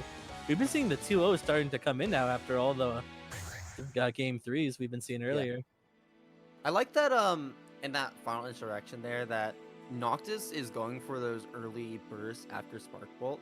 It's not that Taker can't combo off of them, but I think the point is that Noctis is trying to throw off the combo just enough to where the other player ends up dropping it. And I think that's smart because once you get back into the range afterwards, there's a much higher chance that it can be baited out. But also, like, sometimes you really don't want that other taker to be put at such a far distance away from you. That's true, but it is risky because well, you're right. If you burst, it'll make the Taker drop the combo. If you get to definitely time the 5C if you want to combo after it. But the Taker is just doing nothing there because he wants to time it, and he's aware that you bursted. He gets his Atomic Collider because you're in the air and you can't move until you touch the ground after a burst. So that's an Atomic Collider as a start is huge damage if you rapid it. So you do have to be aware, but unfortunately for Focomovite there, they were not ready for those bursts on the Spark Bolt. No, they were not. And with that, we have our top 5, or rather top 6 players of this bracket. Fyre and Pho on the winners final side. We got Dark Souls 2 versus Kasha in the losers corners, as well as Choku Red and Noctis. And I think the one I'm really looking forward to here is Dark Souls 2 and Kasha, which I believe we're going to see next. Because like out of all the players who don't really play Taker, Dark Souls 2 and Kasha, I feel like have been the strongest. I think Kasha especially, with how well they have been playing. And I think that does come from the fact that, like you said before, Kasha has been dabbling in Taker before this bracket even started. And Dark Souls 2 is just rather new in green around the ears. So yeah, I'm excited to see. Literally starting for this tournament, so this month. And yeah, I'm looking forward to this set, but also looking forward to lose semis and what that may be. Noctis did look quite strong against Focomovite, but we saw that Noctis can break under actually experienced takers, and Choku Red is one of those takers that is on the more experienced side. So we could potentially see Kasha versus Choku Red in loser semis. You know, I am actually happy to see that we have 3 Taker mains and 3 Taker subs, or at least people who don't main Taker. So we have a nice even split here, which is very interesting. And speaking of interesting, I mentioned at the start of the tournament, Dark Souls 2, Kasha, both players I'd personally been training. Kind of sad to see one of them take each other out here, but I'm rooting for both of them. So we'll see how this goes. There we go, we had a 6A extended range pulling in. Didn't get the full combo, but we did apply the magnetism. No combo of that, unfortunately. Taker 2C without magnetism or counter hit. You can't do much without Spark Bolts. Oh, Salto from Dark Souls 2 coming out. I would expect that Spark Bolt that Kasha's going to have available pretty soon, though. Okay, I'm not going to use it just yet. Overhead. Dark Souls 2 not blocking it. Spark Bolt now during that combo unfortunately drops it. And that's going to be Dark Souls 2's opportunity to make something happen. There's a 360B in response. Going for the easy combo, but it's alright. But we did drop it, unfortunately. Magnetic can be a little hard to do. Sorry. I want to say, oh my god, I'm losing track of Taker's moves. It was like Atomic Collider. But there we go. We did drop, we dropped the Terror Break. So if you want to land Terror Break, you kind of want to hit the exit 226B at the apex of the height when they start to fall. Then it'll always hit. But that's not something I expect a not Taker play to know, and we did see unfortunately drop there. But That's true. we did see Dark Souls still take the round, so it's fine. Okay, Atomic Collider suctions Dark Souls 2 back in. Kasha definitely looking more in their space in this round. Big throw, no mirror to cancel. No magnetism either, so we can get that throw off. Oh yeah, there it is. Taker's low is very scary. 5B going to 2B, which can go into 5B. 3 low is 5B. Oh, sorry, 2B also being +5 as well. You can stagger that. And there's a 2C fatal. That was going to be huge damage if we didn't get the first Dark Souls there. Yeah, you can't quite Spark Bolt the Spark Bolt like that. Oh, on the purple throw. Additional damage on that 360.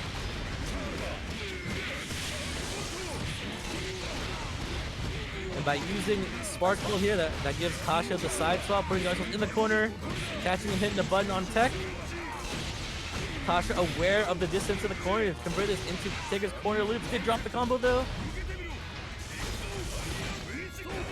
Catapult. That could have been an Astro there, but we can Astro here still, but it looks like Kasha's Do it. Kasha, come on. Ah, he didn't go for it. it's okay. Does Kasha know that it's unblockable, not a fail? He should know. Okay. Because I think that's one of the big things that people don't understand about his Astral is that it's not a throw, it's an unblockable, so you can't combo into it. Yeah, you can combo into it, and you can also catch people who are jumping. Only throw is Kokonoi for whatever reason. Yeah, it's a proper throw, so you can't combo into it, and it can purple. But you know, if you get hit, we said earlier, you get hit by the purple Kokonoi Astral, maybe you should not install. But Right. those are your words, not mine. No, and I will stand by that. Hit, applied, and in an attempt to apply magnetism of his own, Dark Souls 2 gets snatched up by that wedge catapult. Dark Souls now a factor for Kasha on defense, but so is it on the side of Dark Souls 2 here on the offensive game here. And that was good awareness. Kasha can convert that hit into the corner. This is where Tager's big damage comes from, as well as max magnetism. Oh, Time. that should be death, assuming no drop. There we go. Just keeping it easy with Magna Tech Reel. Round number 2.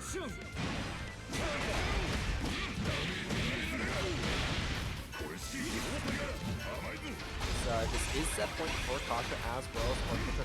No, okay. Dark Souls, why are you charging up Sparkle when you're not going to use it? That's a good point, but You know that scene from It's Always Sunny?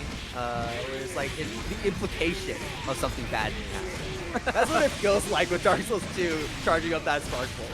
I mean, having Sparkle on the table is a threat on its own, but we have That's Dark right. Souls just does not want to use Sparkle. Yes, like you will block at fool's grade because of the implication. And there it is. That's going to be the 368 to finish. Dark Souls unfortunately dying with all his meter and Sparkbolt, as we said. But yeah, there it is. Both of my students. I am very happy to see how well they perform, though. Both of them making the top 8. With Kasha just edging it out and finding his way into losers semis. That was a very solid 2. Dark Souls 2 looked pretty good in game number 1, I would say. But yeah, Kasha brought it all the way back there in game 2, looking so much stronger than he did before. But yeah, Dark Souls 2 now out of the bracket, still though making top 8, top 6. Not a bad placement, especially for just picking up the character. But you know, he is one of the best players we have for a reason. Rocking that platinum, and I'm sure that we're going to be seeing him on the platinum for the future to come here, as I don't expect that Tager coming out anytime soon. Well, that depends. I was talking to Dark Souls about Tager, and he did say that he was actually enjoying the character. That's not gonna be a character he mains or maybe even really subs, but I think he said he would be a character he'd be interested in just like playing every now and then. So that's always good. It makes me happy that I can force people to play worse characters than their mains. You know? Well, to be honest, the gap isn't that large when you're playing platinum. Like, she's not low tier. I wouldn't say she's low tier, but she's certainly not high tier. That's for sure. I've seen certain people debate it. Some people say platinum could be high tier, but I personally fall into between where I wouldn't say she's like high tier, but I wouldn't be against putting her in like low high tier personally. I could see it. I mean, I think really it's a consistency issue with that character. More than anything. That is true, but that's the gimmick of the character. Right, but, right. Yeah, speaking of gimmicks, we are in fact in a Tager tournament where gimmicks are the name of the game. And now we have Choku Red versus NoctisOnyx. I wonder how many gimmicks we'll see here. Quite a lot, but we are not going to be pulling any gimmicks just yet, as we're just going to go for our simple PNBs to get the 90% set. Sparkle attempt. Yeah, no, you're just going to get around. What are you doing? Well, it's funny because actually Choku was aware that he had hit the armor on Sparkle Charge, so he tried to block, but Noctis just didn't do it. So Choku was just like, okay, I'll 360 you. So yeah, I think Noctis might have held that a little longer than he wanted to, even if he was technically right for expecting Choku Red to block the overhead. Good awareness on the 6A though. That's going to be a full punch. This is a 5A start, so it's not going to be the best amount of damage. So that's all right, because we are able to convert into a different combo, into a strange side swap here. It's going to be about 3.3k. Oh, oh yeah, this is death. This is death, assuming he's in first rule. Oh, Choku Red wants the round though. But JA, Tager's JA is actually a deceptively good button. All right. Good round. Noctis actually going in a different way than I expected.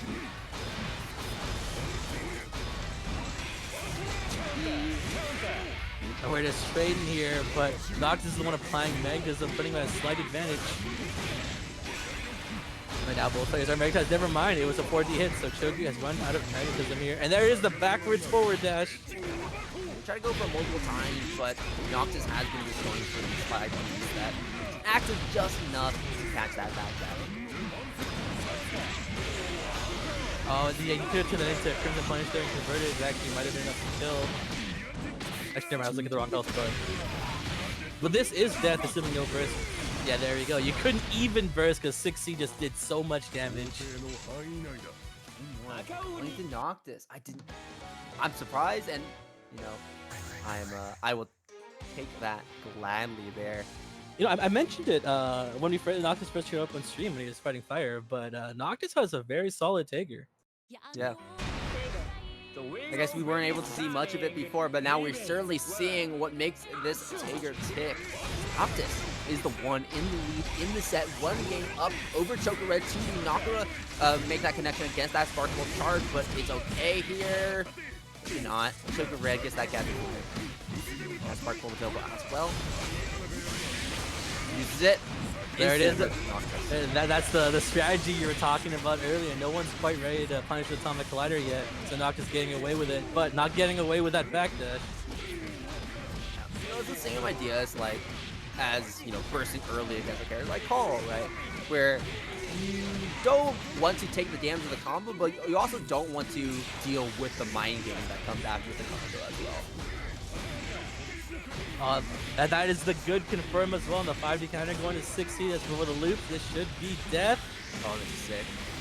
Yeah, that wasn't even like the full optimal combo. That's still 5k. That's not even damage Taker can shrug off.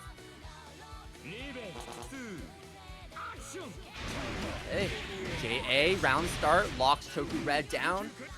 5A catches the roll from Choku Red with the elbow drop, going to catch Noctis on the ground. 6.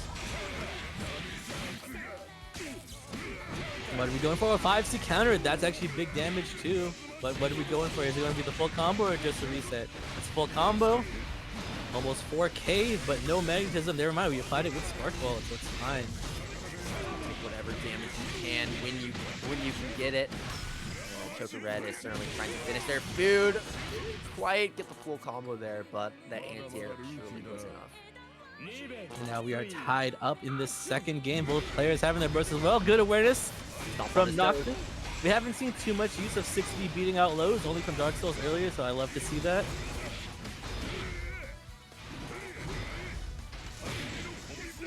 Out, JD finds his hit, and yeah, as we try to backdash away, pull them right into the, back into that optimal range there for Noctis. So, 2D 5A check.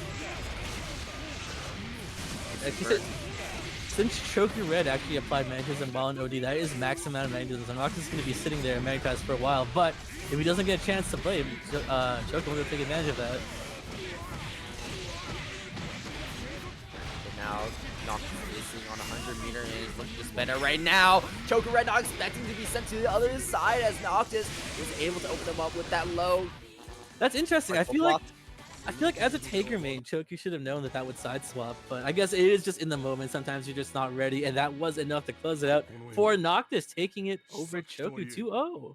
Yeah, but you know, it's also kind of weird too, because it doesn't always side swap depending on where you block it. The thing is, if you block Mega Tech Wheel in the air while you're magnetized, if you wrap it early, it will 100% side swap every time. Right. Yeah. So. And then if you actually don't wrap it at all, you'll still actually get side swapped either way because it pulls you to the other side. And when that happens, you actually get crossed up. Yeah. So but funnily enough, it also feels like Noctis didn't quite know either, or at least wasn't ready to combo after we found the low. So we just got like 1 or 2 pot shots in for free, essentially. That is true. That is true. Like, but again, I don't believe Noctis means Taker. He's a very good Azrael. So I did give him a little pass there. In fact, I give everybody a pass most of the time because this is just, it's a for funsies tournament for sure. There is a prize on the line. Ooh, I don't know if it's for funsies when we got $50 on the line. I mean, I think by just fundamentally speaking, a tournament yeah. that's just only Tigers is a for funsies tournament. There are prizes on the line, and that does incentivize you to try hard for sure. But come on, it's Tiger only. We're here for a good time, right? That's right. Yo, actually, let's rephrase that. We as the commentators are here for the good time.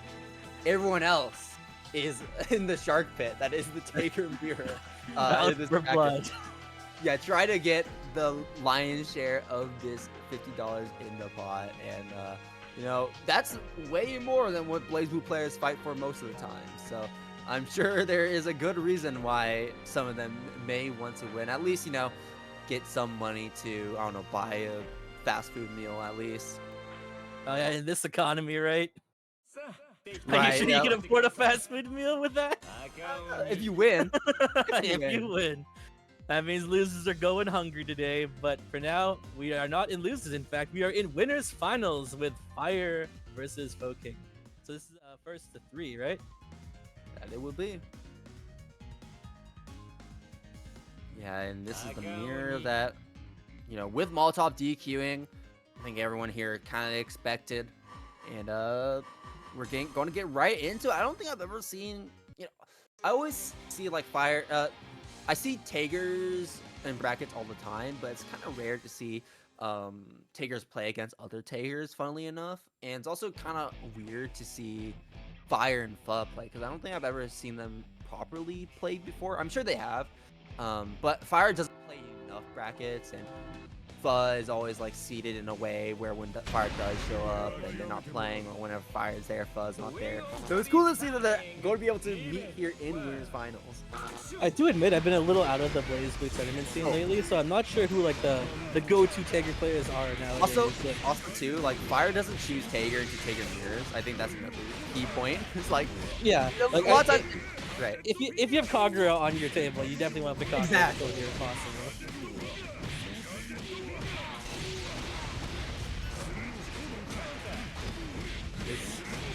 There's gonna be a conversion here. We're going for a big damage. This won't be enough to kill though, even with 50 meter. We're going for a reset. Purple, not tech in the purple. That's a perfect.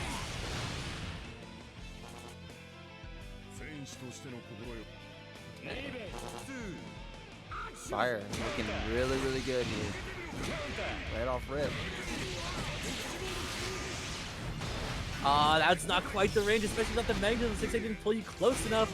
So we didn't end up spending the OD for nothing, but at least since it was a OD and not a burst, it will come back sooner or later, and we are not locked out of active flow like we would be if we burst. So this is the JB starter, good chunk of damage, going for the 4D ender, that's the good ender. Oh, and there's a Sparkle coming up fast enough to beat the armor on 6A. Sparkle being a very good starter for Tiger, leading to a lot of damage and a lot of magnetism. But the JD gets armor too with Sledge, and Sledge B is a good starter for Tiger. Ignoring the blue beats here, this is death because of the OD. There we go. You can never underestimate OD Magnetech Wheel Terror Break. It adds a lot of damage.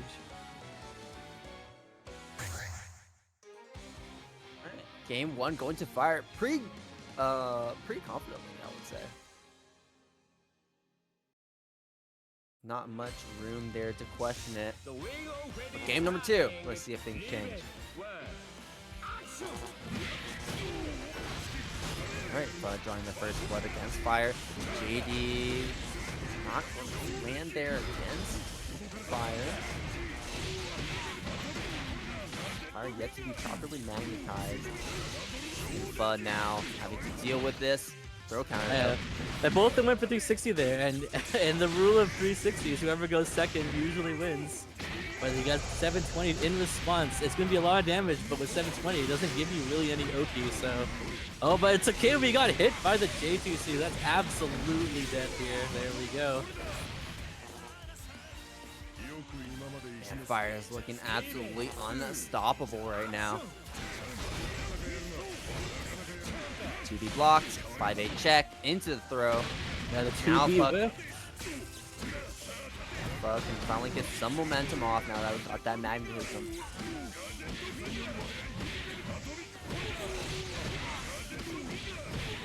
Go Going for the side swap combo here. Oh, ending engagement here definitely wants more magnetism, it looks like. Oh, that's a 6C start. That's going to hurt a lot. It's not going to be... it's not going to be kill. No. Well, but PhoKing still wants that burst. We have Astro. I don't think... Yeah, so there's no way he's going to go for a run. We're not going to go for it, but I like to highlight it because it could always be something if they decide to go for it. So for the record, I totally would have gone for it, but I also acknowledge that's 100% the wrong choice. Right. Like there's infinitely safer options that you could go for instead. But you know what? When it lands, it's really funny. Yeah, so this is in fact winners finals. PhoKing was apparently unaware, but yeah, we are going into game 3 here.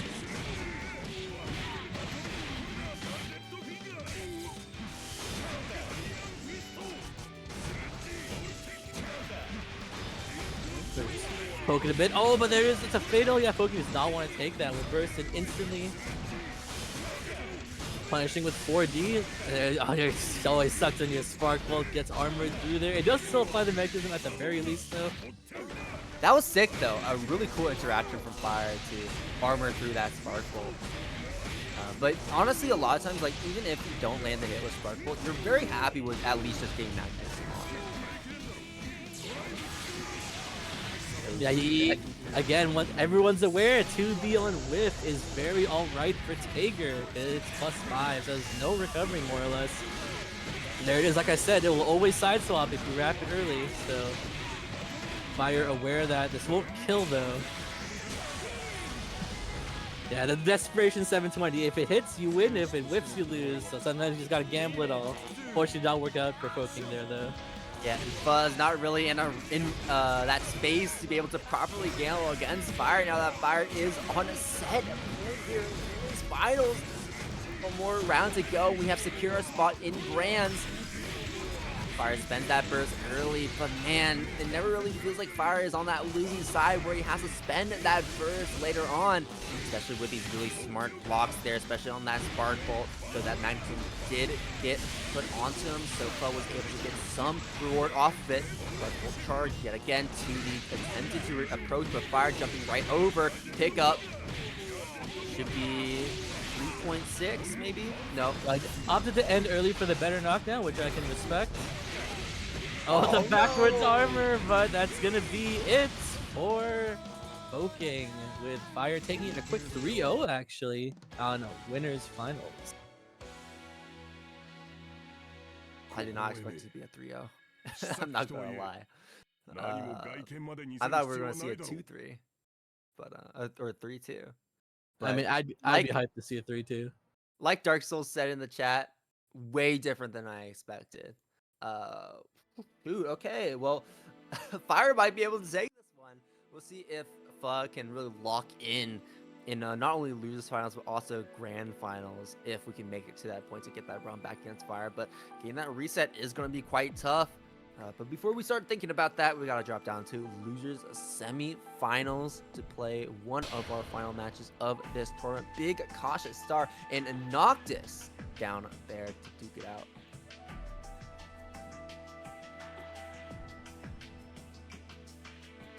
Yeah, we are slowly running out of players in this tournament. Our top 8 has turned into a top 4.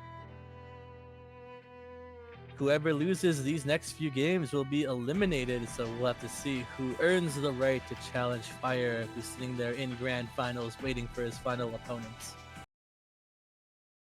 14 players whittled down to just 4. The Tigers are dropping like flies, and it will not stop until we reach this bracket's conclusion. But until then, losers semifinals, Kasha versus Noctis. Kasha really being the star Tiger of the loser side of the bracket, and Noctis a bit more of that hidden talent. I'm interested to see how this one's going to fare, especially how solid Noctis was looking in those previous sets down there in losers.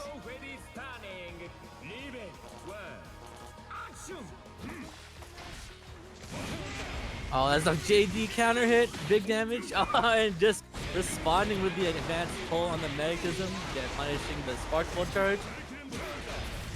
Kasha opted to try and go for a roll catch rather than apply magnetism. Now he finds himself not being magnetized. Oh, that's a punish, but did not take it. 5D, 2D.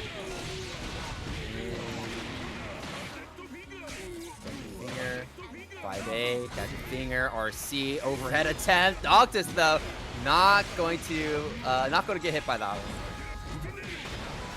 That is a punish there on that 2C. Tager's anti-air is actually not real. Don't let the Tigers tell you. There we go. We got a full combo here, applying magnetism. Oh no, that could be really scary here for Kasha. No jump like that, especially when Noctis had that Sparkle available to use. Magnetech wheel connects though. That's 50 Oh, I was gonna say it's gonna whiff, but it looks like Noctis did not tech. Again, you have to hit input at the apex of the height. As they begin to fall, it'll hit. But at that point, you can tell it was gonna drop. But I guess Noctis was not aware.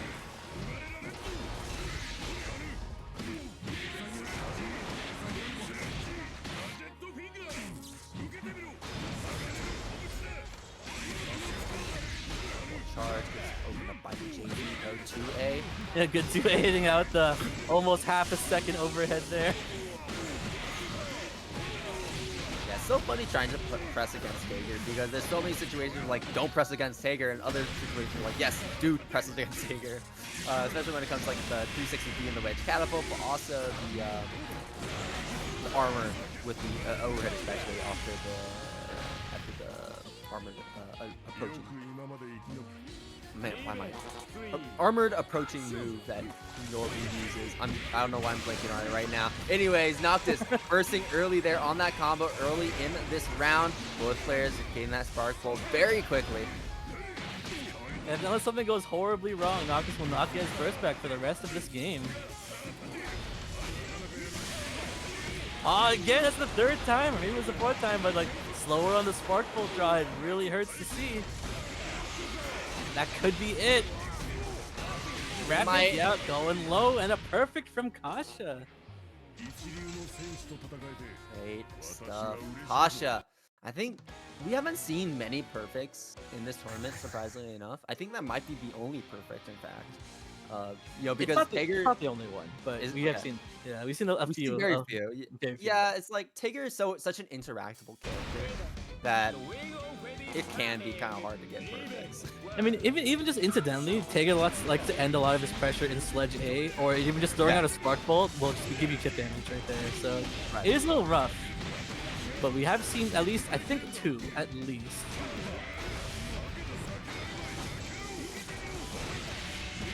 That's gonna hurt. I mean, Noctis is absolutely gonna burst this.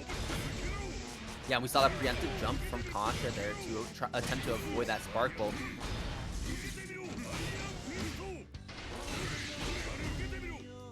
We got the instant blocks, but I guess ending your blocks on 2C is really not what you want to do. So Kasha was kind of expecting Noctis to turn that into a 3C or something, but Noctis just left it there and both players were confused for a second, but we're back on track here. 360B follow-up.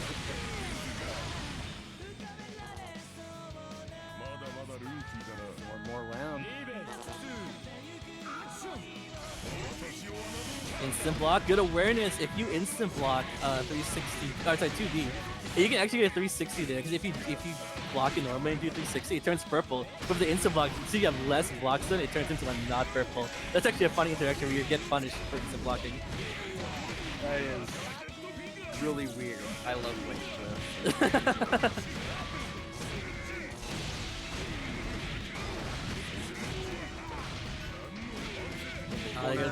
The walk up 2B.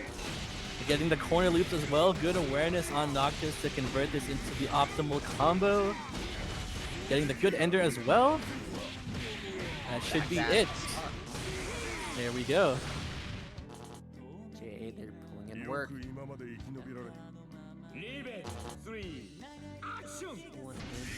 Wait, okay. Now 2D trying to close that distance as Noctis tries to play a little more patient. 6A. Yeah, so the reason why that gadget finger works is because since you're still so plus with gadget finger hitting and you put it again and your opponent tries to jump, it counts, or the game reads your opponent as being in the air, which is the only way gadget finger works, so you get just a raw gadget finger starter. So we've actually seen that happen a few times. So the reason it's hitting is because the opponent's jumped in. Oh, that was the right hit. Kasha was not actually expecting it to hit. Unfortunate. Noctis on Astral Point here. Okay, yeah, you gotta burst that one. That combo was absolutely going to kill. JD, oh no. Is Noctis going to lose off of this? No, not quite. Not quite, and he is able to turn it around. Noctis still able to hold the burst too. So that's going to be tying it up 1-1. Oh man. Okay, we're going back to our 2-1s, y'all. Game number 3.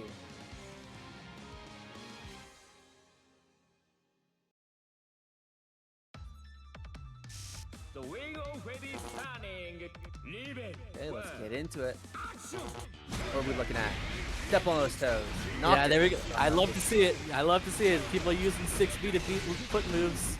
And there was also awareness on Noctis to get the counter hit confirmed as well. But unfortunately, we didn't get the full combo, but the mental damage is there.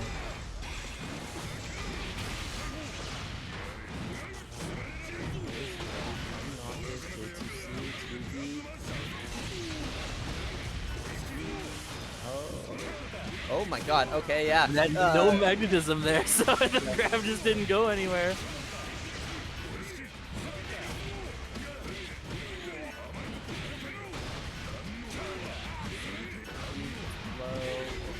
Back out. Sparkful, that's it. And that's gonna be it. Kasha now putting himself on set point yet again, but he is significantly down his burst. Noctis will definitely be getting it back pretty soon into round 2 here. Yeah, that's true. Ideally, you don't want to get to. Ideally, you don't want to get hit and have to use that burst, but looks like Noctis pretty consistent here in neutral. Full charge. Now we have it. 2D attempt, but Noctis jumping right on over. Oh, this is the raw 5C. It's going to be a good chunk of damage here.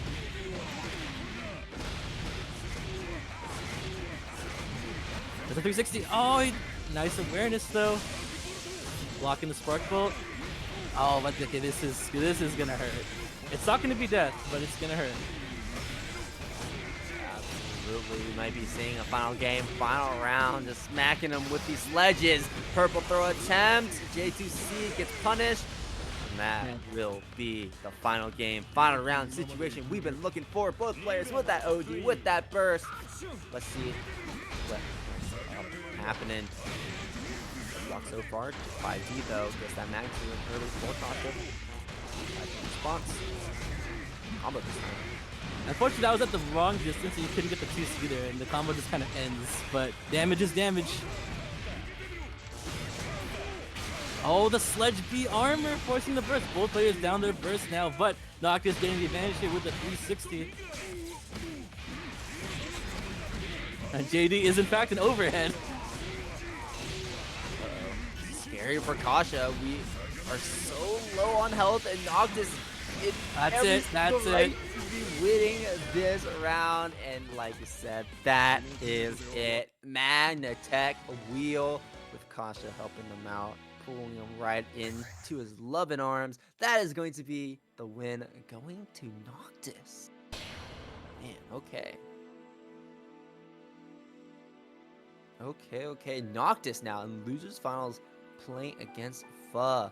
Both these players looking to make a run back against Fyre, as they are both eliminated in some way or another by Fyre on the winner's side of the bracket. Oh yeah, that is a good point. Yeah, this is going to be a grudge match.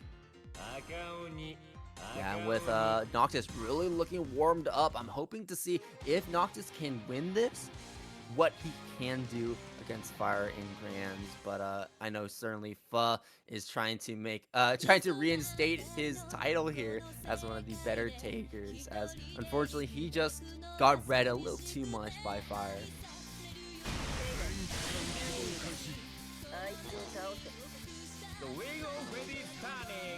Here we go.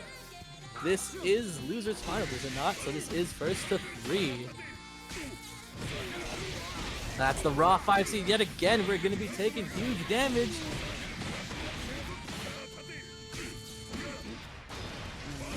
Back them out. Ready, Noctis looking good, but yeah, no, he's gonna get screwed eventually. Yeah, even if Noctis wasn't even magnetized there, just since the weird hurt box is on 6E, it just gave Foking a free 360 there. But unfortunately, he finds himself in the corner now, taking a good chunk of damage and max magnetism. Going for the full combo, that I don't think that would have killed, even on Tager, but both players are in a scramble situation, but Foking lands the Spark Ball. That's going to be a side swap and huge damage.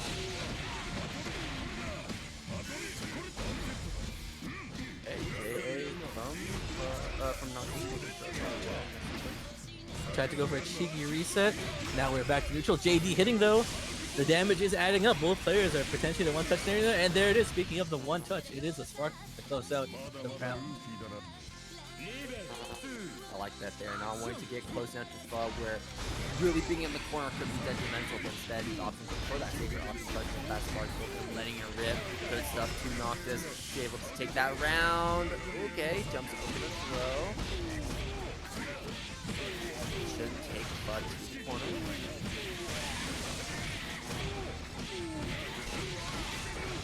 Great combo. Oh my god, it just keeps on coming. That is the good ender, keeping your opponent in the corner as well as getting the good knockdown. And speaking of, yeah, this is death, assuming we spend all our resources, but I don't see why we wouldn't.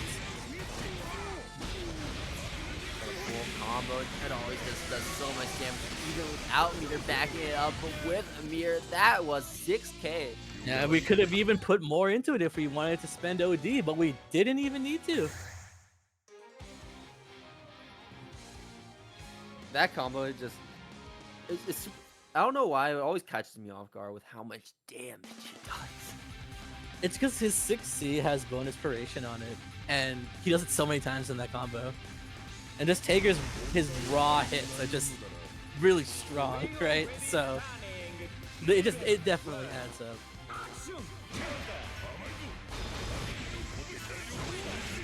Oh, there it is, though. Actually, Foking dropped the combo there, but Noctis still bursted.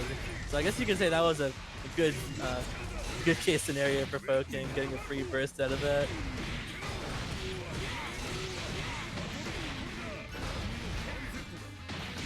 Tech, bro. Nah, dude, this could absolutely be win by material between these two players.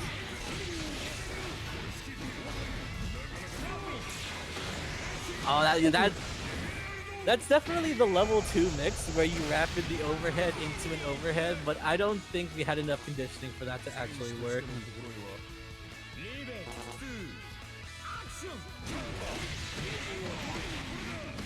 Check my set.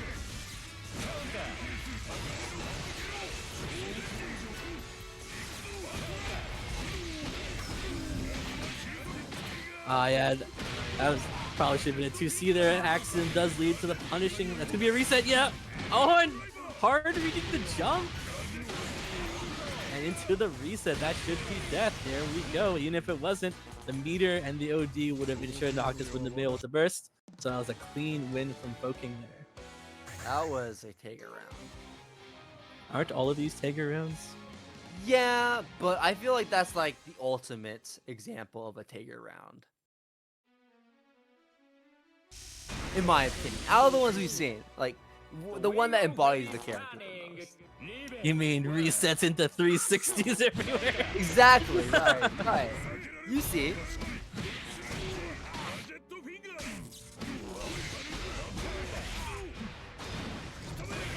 Oh no, he's gonna pull him in, yeah, with a pull in, that's gonna be big damage. Interesting combo choice. It's not actually your real combo, but hey, as long as you get the Ender, I suppose it's fine. Getting that magnetism and the JD forcing the burst off of Foking there. Both players firing off their Sparkles as well. That's not a combo, unfortunately. It's going to lead to a drop. Oh yeah, Foking was going for like the weird cross up with the JV, but Noctis just not teching. I feel like we're at that point where the classic Tager resets might not work as well as you think, because everyone is just ready for them, as we're all at least somewhat experienced with Tager here. You would think, right? You would think. Well, the obvious gimmicks are less likely to work than just like, like a punch, get quick deck or something. or punishing a yeah. This is like what Foking went there was like a very obvious gimmick, so Noctis wasn't going to tech there. You kind of have to dig deeper into the well. I mean, sometimes either you dig really deep, they used to pull something like no one's ever seen before, or you just stick with like a real basic. Because sometimes that's just all you need. Oh yeah, absolutely. Sometimes the real capture, even the ones who are aware. Yeah, that was actually going to be death, so good burst from Foking there. Foking trying to get Noctis to react to a Spark Bolt perhaps with those 4Ds, but ends up with the Spark Bolt anyways, but does land Sledge Speed counter hit. Reset? Yeah, but Noctis ready for it, just mashing that 720, gonna give him the game with that. Absolutely 2-1.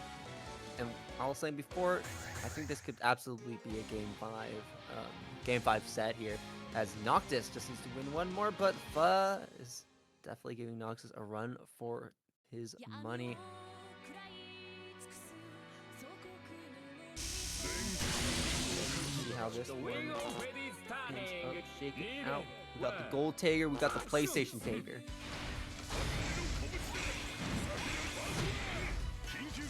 There we go with a 2C again. Very difficult for Tager to combo off 2C without a counter hit or Spark Bolt on the table because they just tech in the air. But you can actually turn that into a reset if you're ready for it, but it's always height dependent. Just another reason why Tager is such a wacky character. And speaking of wacky, that 2A there working for the counter, and another wacky scenario with both players.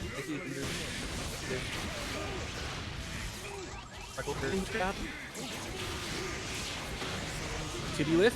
Yeah, there we go. We are aware of the 2B whiff, but because Noctis does know, he was just able to confidently hit that 720, assuming Foking was going to go for a 360, which he did, and was punished for it, which eventually did lead to death, in fact. So Noctis on set point, I believe. On set point. One more round to go. Round start trade JA. 5G is going to beat that option, and we get all the time in the world to charge up that Spark Bolt.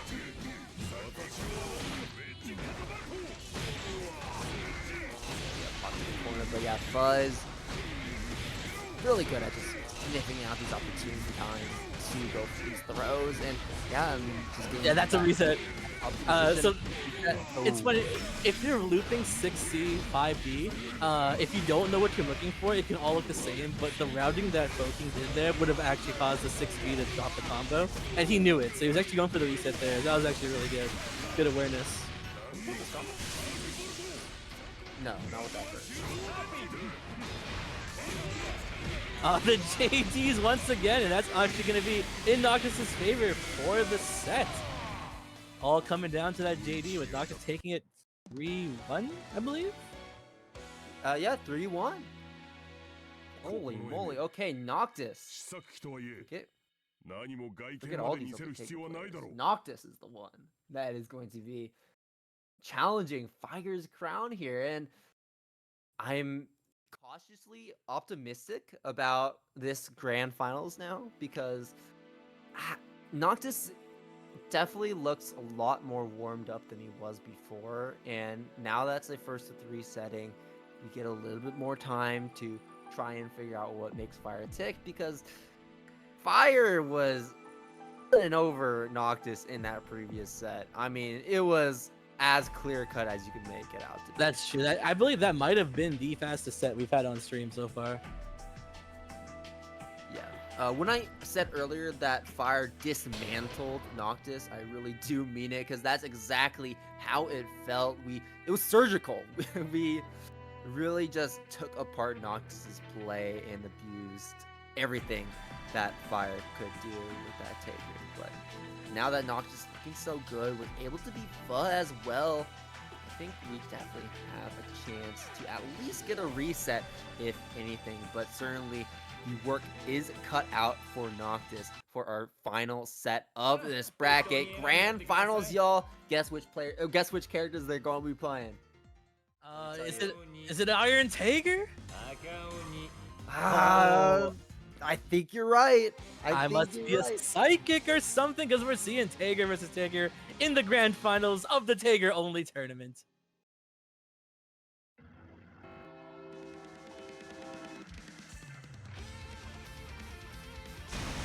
Setting the scene. scene, playing the intros, letting them rock.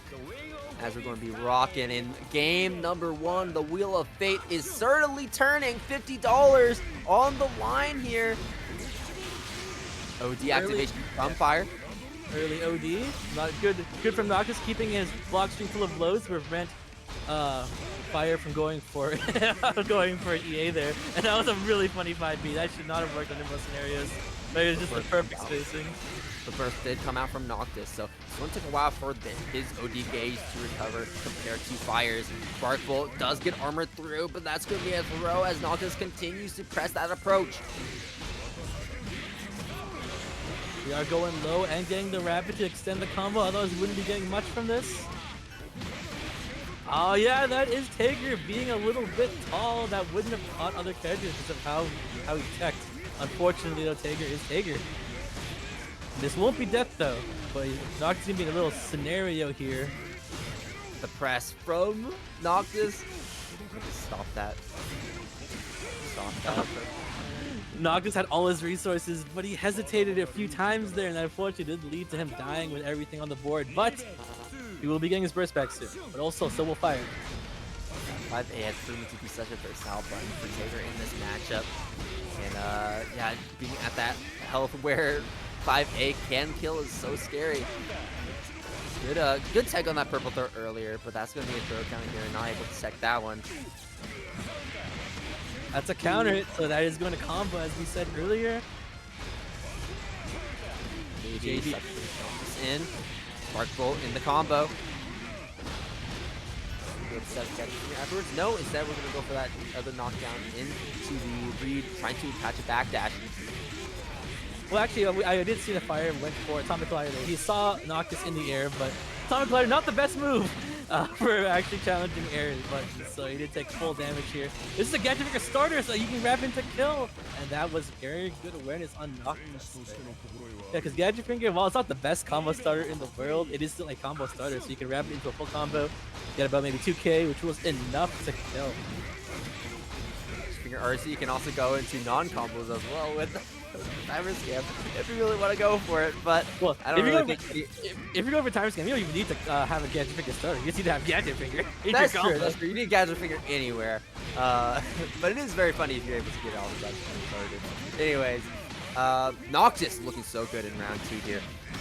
Oh, very nice read on the jump. Counter on the ground. Let's take around his speed. If he can wrap into OD here and kill. Oh no, he's just opting to just force the burst off of Fyre there. Then that first. He respected that Spark Bolt, and you can see the moment that Spark Bolt let up, Noctis tried to approach, but good overhead there, and we try to grab on the ground, but that was an air approach from Noctis instead, as Noctis is going to be getting game 1, his first game against Fyre, and really showing that there's a reason why he's here in Grand Finals. Yeah, it's like you said, like Noctis definitely looking really warmed up now, so Seth's looking very different from when they encountered each other earlier in the tournament. And that was not without Fyre taking a few rounds of his own, some really good reads of his own. And it's really going to come down to who makes the better reads. Noctis gets that Gadget Finger off, tries to get up the throw, but an OD activation from Noctis in response is going to be giving that punish into that EA to guarantee active flow.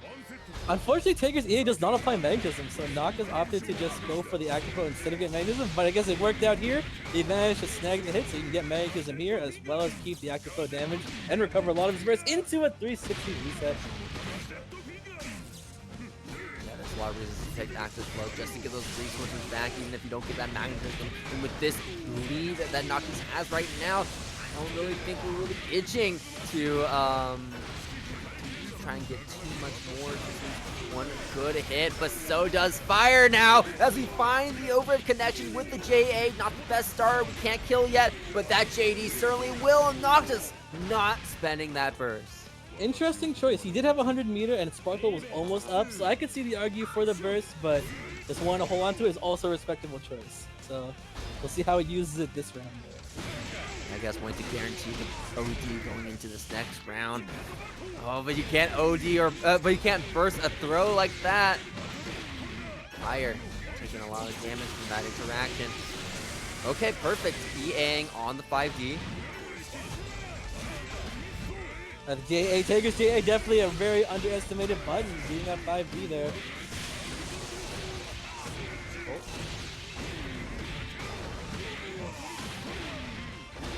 One more. Goes for the better ender. Tries to get that overhead with the jump. And That's 720 for the round. That's the first counter assault we've seen in this whole tournament. You know, Taker's counter assault very unique. Instead of pushing people away, it forces them to attack in front of him.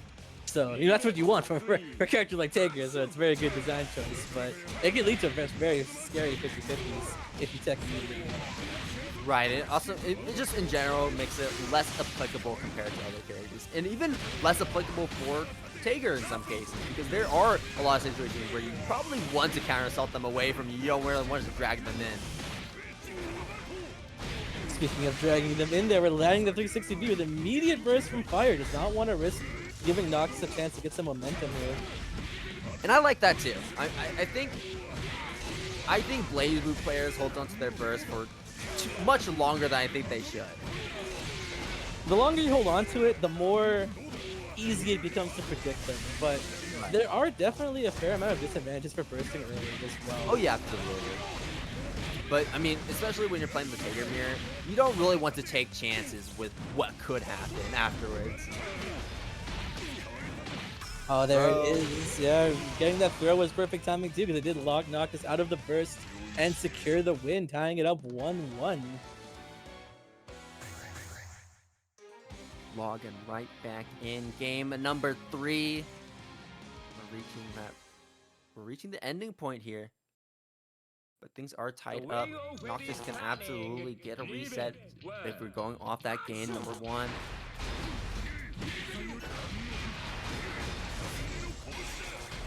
Spark Bolt. Ooh, okay, we charge it a little bit longer than Fyre.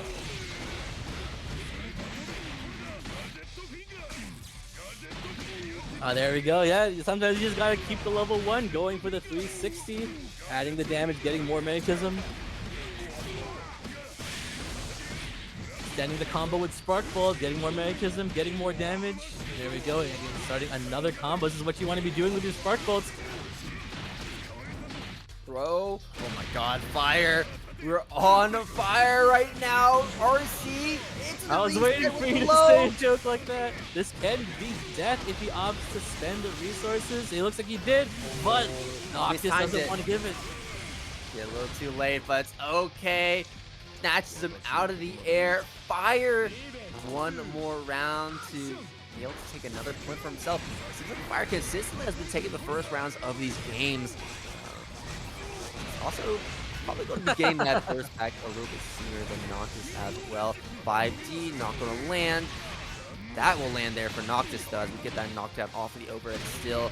Throw from Fyre, recognizing the situation, able to get that pickup wedge catapult as Fyre tries to pull him right back in.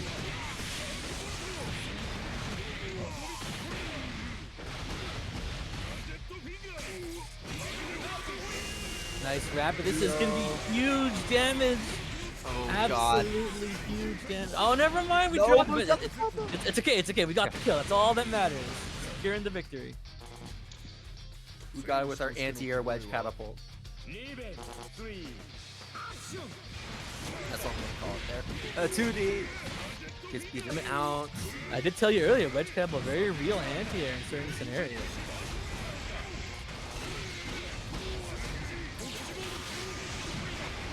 Okay. See?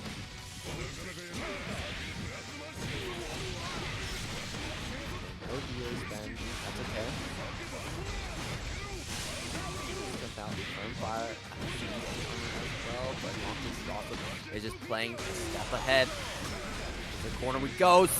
It also the cross up. This is going to be it. There we go. No drops. We're looking pretty even right now with Noctis taking game 3.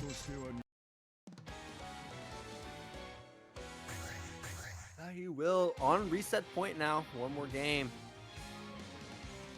This is what I was looking for.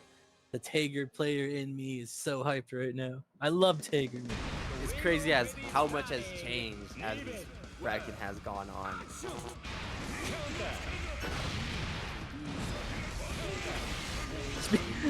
Voltator's been hit by counter hit, JD. Oh, there you go. 360B does triumph over 360A there. Now Voltator's they're down their burst as well. Yeah, and that's near like we're a little too far away, so it's not just a lot of time to Nice instant blocks, but it did not pay off there.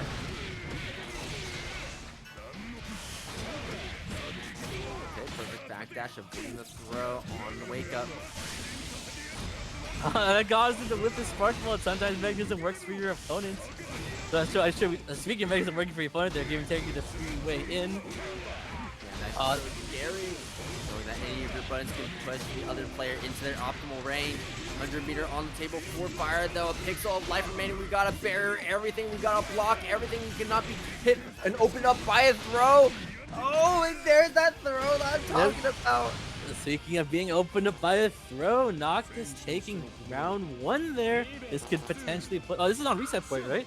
Yes, yes. One more Reset round and we point. have a reset on our hands. JD counter hits. Yeah, the height on that was weird, so that did mess up the gadget finger loop combo there. But we got the fly by elbow drop there. No combo, but it does add damage. All of these stray hits from Tegan usually add about 1,000 damage at least. Just out of range. Coach Fyre able to get a throw off that. A check. Okay, also checks the jump from Noctis. Forward, but we're able to get a lot. Unfortunately, we're going to throw that away as we attempt to get a purple throw off. Noctis not falling for those tricks, and this is going to be a reset, y'all. Noctis has reset the bracket. Yeah. And now we're back to a 0-0 in the grand finals. There's absolutely huge improvements from the earlier set. Noctis is awake and he is ready to show us the power of magnetism. Yep, absolutely. We certainly have a Tager mirror on our hands. That much is for sure. Oh man. Okay. Well, the ball is being tossed back into Fyre's court. And it's now, what is he going to do in response? You think we'll see a character swap? Yeah, maybe he's going to pull out the Kagura. Finally, like I've been telling this guy, pull out the Kagura when you're playing against Tagers. Why are you playing the Tager mirror, man? He doesn't listen. He's stubborn. He's old. You know, I respect it though, because as I said before, and I'll say it again as many times as I need to, huge fan of the Tager mirror. And I think even though Fyre probably wouldn't pick Tager into Tager in like a serious scenario, I know he likes Tager a lot too. So mad respect for that. Oh, there it is. That is the foot move, forcing the burst.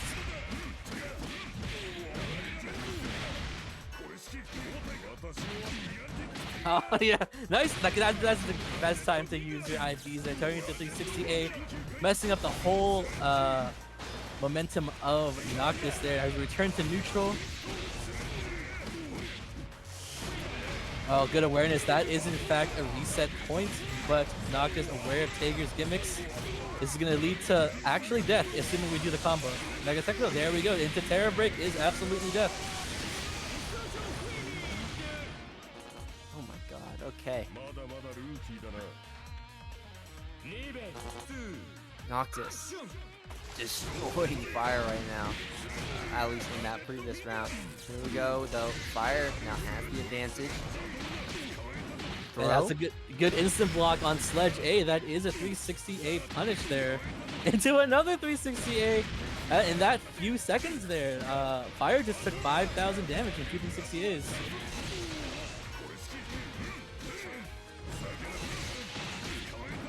Oh, make that 7,500 damage with these 360As.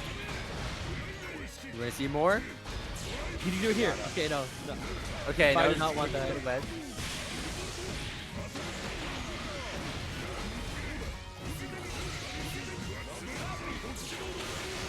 Punish this. Yeah, that is a punish, and that's going to be death. Just wrap it into whatever button you want here, and there we go. The momentum is shifted in Noctis' favor. Not that time, Fyre didn't even get around.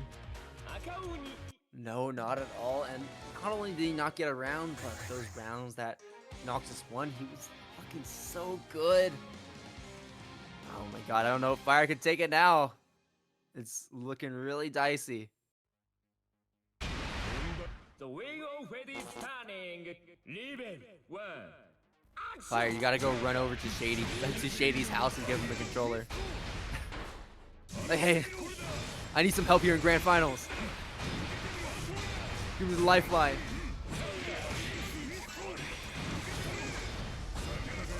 Okay, good block Oh, over, that's but gonna gets smacked be by the disgusting damage. quarter two. That's 5k easily. It could have been 5k, but he opted to do the sledge beat early. But still, 4.9 or 4.8, close enough. This is going to be a lot of 5K damage minus. as well. Not enough to kill, unless you go for some funny reset here. It's going, keeping it standard. That's enough to kill. Noctis looking very commanding right now. Didn't even have to spend his resources. The bracket has gone too long. Fyre's getting sleepy. Funnily enough, the bracket hasn't even been going on for that long. It's about standard amount of time as you would expect from a bracket like this. Okay, that's the anti-air there with the O-Red. OD activation for Fyre, but gets checked by Noctis. This is the gadget finger, pulls him in for the 360. Every time that happens, it's a 50-50 because Noctis could be going low, and I think that's just exactly what Fyre is expecting. But these past few times, it's always been 360. We're gonna have to see some adaptation there. Oh, but this is death. This is death. He's spending the resources. There we go. And it was gonna be a lot of damage. The combo is still going. That is absolutely over 5k.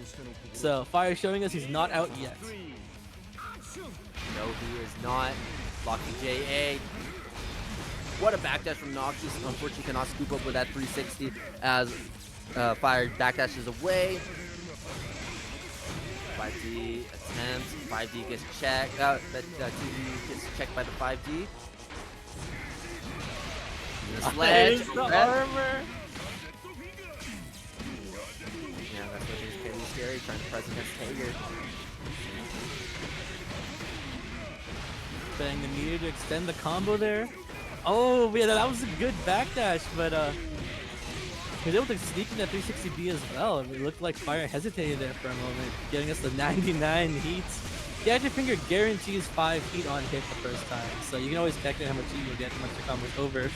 But speaking of being over, though, there you go. Fyre ending the game with that 4K combo, tying it up 1-1 in this reset. We are okay. Well, Fyre now has a game on the board. Definitely going to be a lot closer here in after the reset. The wing already turning. Leaving. One. Action.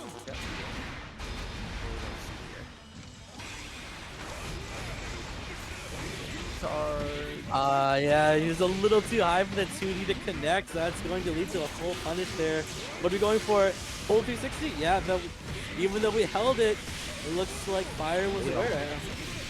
Going for the combo EA as well. Get the active flow, get that meter, get those resources, recharge that overdrive that you just spent. So that's a counter hit. No confirm though. It's alright. We're still getting hits. And speaking of hits, JD counter hit. That's big. And we're converting into the corner. It bleeded, but that's okay. As long as the rest of this combo still connects, you won't be able to tech.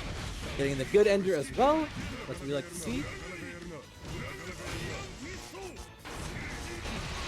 Is way in with the sledge, attempting to go for the overhead, but Noctis backdashing out. Unfortunately, can't get that punish afterwards, even on the reaction. Combo burst from Noctis, wanting to take this round. Oh, Burst but from Fyre, he wants it more.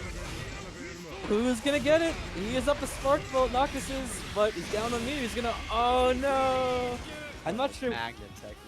I'm not sure what button he hit there. I did see the windup for what looked like either 60 or Magtech. They have very similar sort of. I think it was, yeah.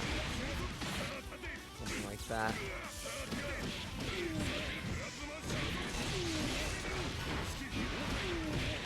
Yeah, that is a backdash catch, so good on Noctis to be aware of that. They're going for 5C there. That is a roll catch, but it looks like Fyre did not want to roll, which is good. Otherwise, they would have gotten caught there. Check sledge. Oh, we're not going to get hit by the web catapult. We didn't go for the over that time, so we'll went for the jump. Throw counter coming through. Got his finger. Oki. No, instead we're going to go for the RC and extend the column, get the extra damage, get the magnetism reapplied with the spark bolt. The Hail Mary 720. And I guess Noctis was in a position where he was fine to risk it, but I think this one might be it though, right? no, this won't kill him. But next hit will kill either player. What's the reset? Oh, doesn't want to see it. It's gonna burst. Fyre still has burst. But can you take enough to burst anything here? You spent that OD. It worked out. You know, I did say 360B is a solid anti-air, and if Fyre was very tight, he actually would have been anti-aired by that because it would have pulled him down. But because he wasn't, he just kind of hovered there and got hit by the JB, which is unfortunate for Noctis, but good for Fyre, who is going to be one game away from taking the tournament. Potentially final game of this tournament. Fyre, one more game to go. Noctis trying to get us to that game 5, and this is certainly one way to attempt to get us to that position. Noctis already taking away half that health away from Fyre. OD activation from Fyre though will find a good hit, especially with that 5G Spark Bolt gets that burst out, but the Spark Bolt from Noctis in response from that full screen range catches Fyre instead, and that's going to be the side swap to put Fyre into the corner instead. Bro. Oh, Noctis went for his classic 6A delay 360, but it looks like Fyre was got the 360 in first. And speaking of getting it in first, that time Noctis got in first, but as we said before, whoever goes second does end up winning there. Oh, and speaking of going second, we did respond to the 720 with Meditech wheel, which does in fact beat it.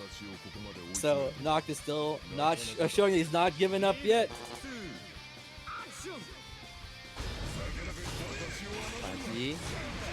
Sledge in. Oh, that's a huge sledge hit. Yeah, that's 4K easily. 4.4K in fact. Atomic Collar going back in here with this combo. There's the side swap coming through. 5D, get that ender. Backdash attempt, but 5D checks. Noctis trying to press a button. Yeah, that's not a real combo, but Noctis in tech is gonna take this full loop, which is absolutely dead, and now Fyre on set point here.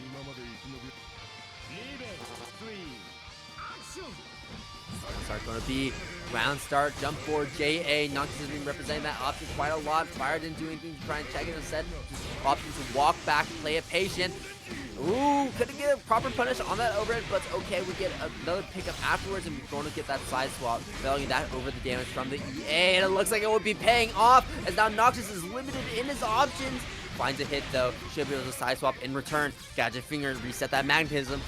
50 meter on the side of Fyre, but won't be able to spend it during this combo. Getting a lot of damage, a lot of magnetism, and the good ender did drop it though, it's fine. Catch in the backdash, you can kill off this, but Fyre will get their burst back. If you OD, if you OD a little earlier, then you could have locked the burst up, but it's okay. Noctis still in a pretty good position, and speaking of good position, that's gonna be the game. We got game 5 on our hands, folks. One more to go. Fyre getting so close, tasting victory almost, but just being around away, and unfortunately was not able to close it out as Noctis is closing out these games back after back, and we're here in the final game of this bracket, in the Tager only bracket. Ban Tager, folks. Well, whatever whatever bracket we're holding next, Tager will be banned, but for now, let's enjoy this final game. Right now, Noctis is looking strong and getting the full conversion and magnetism. Oh, that was unfortunate though. He went 360C so he can punish that, but OD's in response, panicking, gets the J2C. Big damage. Fyre cannot burst this even when the OD's done. J2Cs have been doing so much for Noctis in terms of that damage, punishing these throws that Fyre is going for a lot of times, and now Noctis has reversed the situation, has swap tables here. And now Noctis is on tournament point with 1 round left. 1 more to take. Attempted to go for the wedge, but Fyre jumping right on over. Gadget here in the corner. Magnetism is now set. No magnetism on the side of Noctis. It just ran out, and Fyre is going to make sure that he gets punished for it. This is going to be a reset attempt here. Yeah, there it is. Good awareness on Fyre for not committing to the 2D there because the combo would have dropped. And the amazing reaction to the rapid with the 360C is putting us on the final round of the final set. With both players having their bursts, this could absolutely go either way. Checking 5D, maybe trying to also just check an approach from Fyre. Not able to really fish for anything just yet, though. Fyre's the one to get that bait hooked. But he did drop the 2C because of the range that led to a scenario where he got punished for landing the hit. What are we doing, backdash? OD in response. Oh, and now Fyre is getting Noctis a taste of his own medicine. Look at the damage we're going to be seeing from this 4K. And Opted to get the EA Ender for the OD regen, but we got tagged by Sparkbolt there, so it's not over yet. This is a lot of damage. We're going to be in orange health here. OD burst will absolutely be a factor here with this final combo, and the burst is spent from Fyre. Breaking out of that game-winning combo from Noctis. Now we're just charging up these sledges. Sparkbolt not going to catch anything. Sparkbolt catches from that high up, and the anti-air Sparkbolt. That's the first time we've seen someone use the anti-air Sparkbolt outside of a combo, and it was the game-winning Sparkbolt. What a Sparkbolt from Noctis, and what a fitting way to end this bracket. As folks, NoctisOnyx is your winner for the Tager only bracket. Fyre, congratulations for being able to make a second with such a dominant run in a winners, and shout outs to everyone that showed up for the bracket tonight, all 14 of y'all. I really appreciate being able to see everyone just come together, learn a new character or play a character that you're familiar with, and show why he is so cool. I think really I want to also shout out Choku Red for showing up, Dark Souls 2, Kasha as well. Everyone put on a great show tonight. Oh yeah, absolutely. Like, I was very impressed to see the level of Tager play from the grand finals there. From Noctis, of course, taking it, but even Fyre definitely showing his knowledge of the character, and even not counting our big 2 there. I feel like we saw a lot of unique play from every Tager we've seen on stream, whether they be some of the people who, you know, are experts with the character, or even the people who are just picking him up for fun for this tournament. I saw a lot of unique expression with the character, and I love to see it. Thank you all for showing Tager some love and coming out for this tournament. Absolutely, and I hope that y'all come out to the next BanBlue tournament, whatever it may be, whichever character it may be, because all of it's going to be a lot of fun. Also, shoutouts to Defaultly Brave for donating $20 to the pot. We now have $74 to give out to the players that did well in tonight's tournament. Oh yeah, well thank you very much. I think we're gonna just pass it on over to Chick. Close this out. That sounds good. Thanks for having me on comms though. It was a lot of fun. It was great commentating with you as well. Thank you for coming back from the dead to do this, by the way. Of course, yeah. But I had uninstalled Blaze when I never really came back to commentate, but I could never pass up a chance to commentate Tager only tournament. That is just fantastic. So thank you very much for hosting this as well, Chickzama. Thank you for joining us, man. Thank you too, Salty, for coming on. Coming in last second, so with the save, by the way. Appreciate it. I don't know enough about Tager, unfortunately, so Scrim was the one that was dropping pieces of knowledge here. I mean, that's what I'm here for. I was hoping that at least if I couldn't enter, then I want to at least drop some Tager knowledge, you know?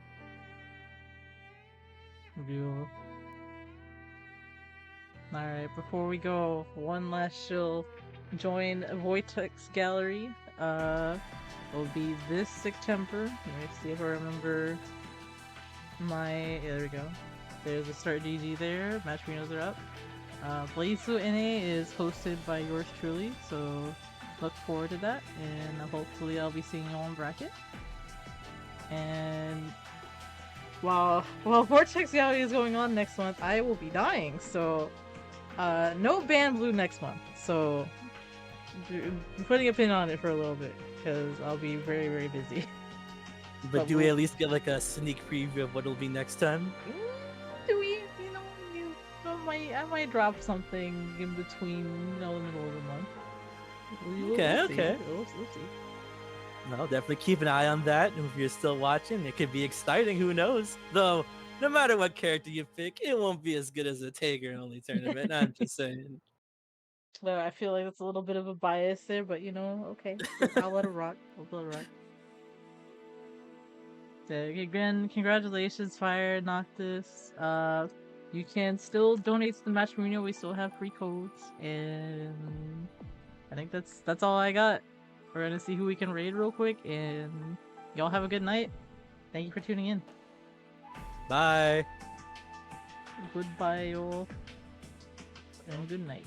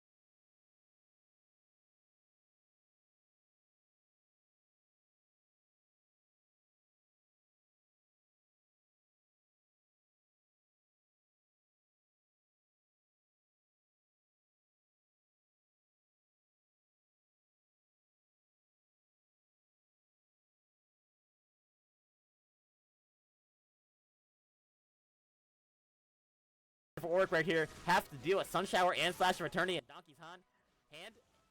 Really?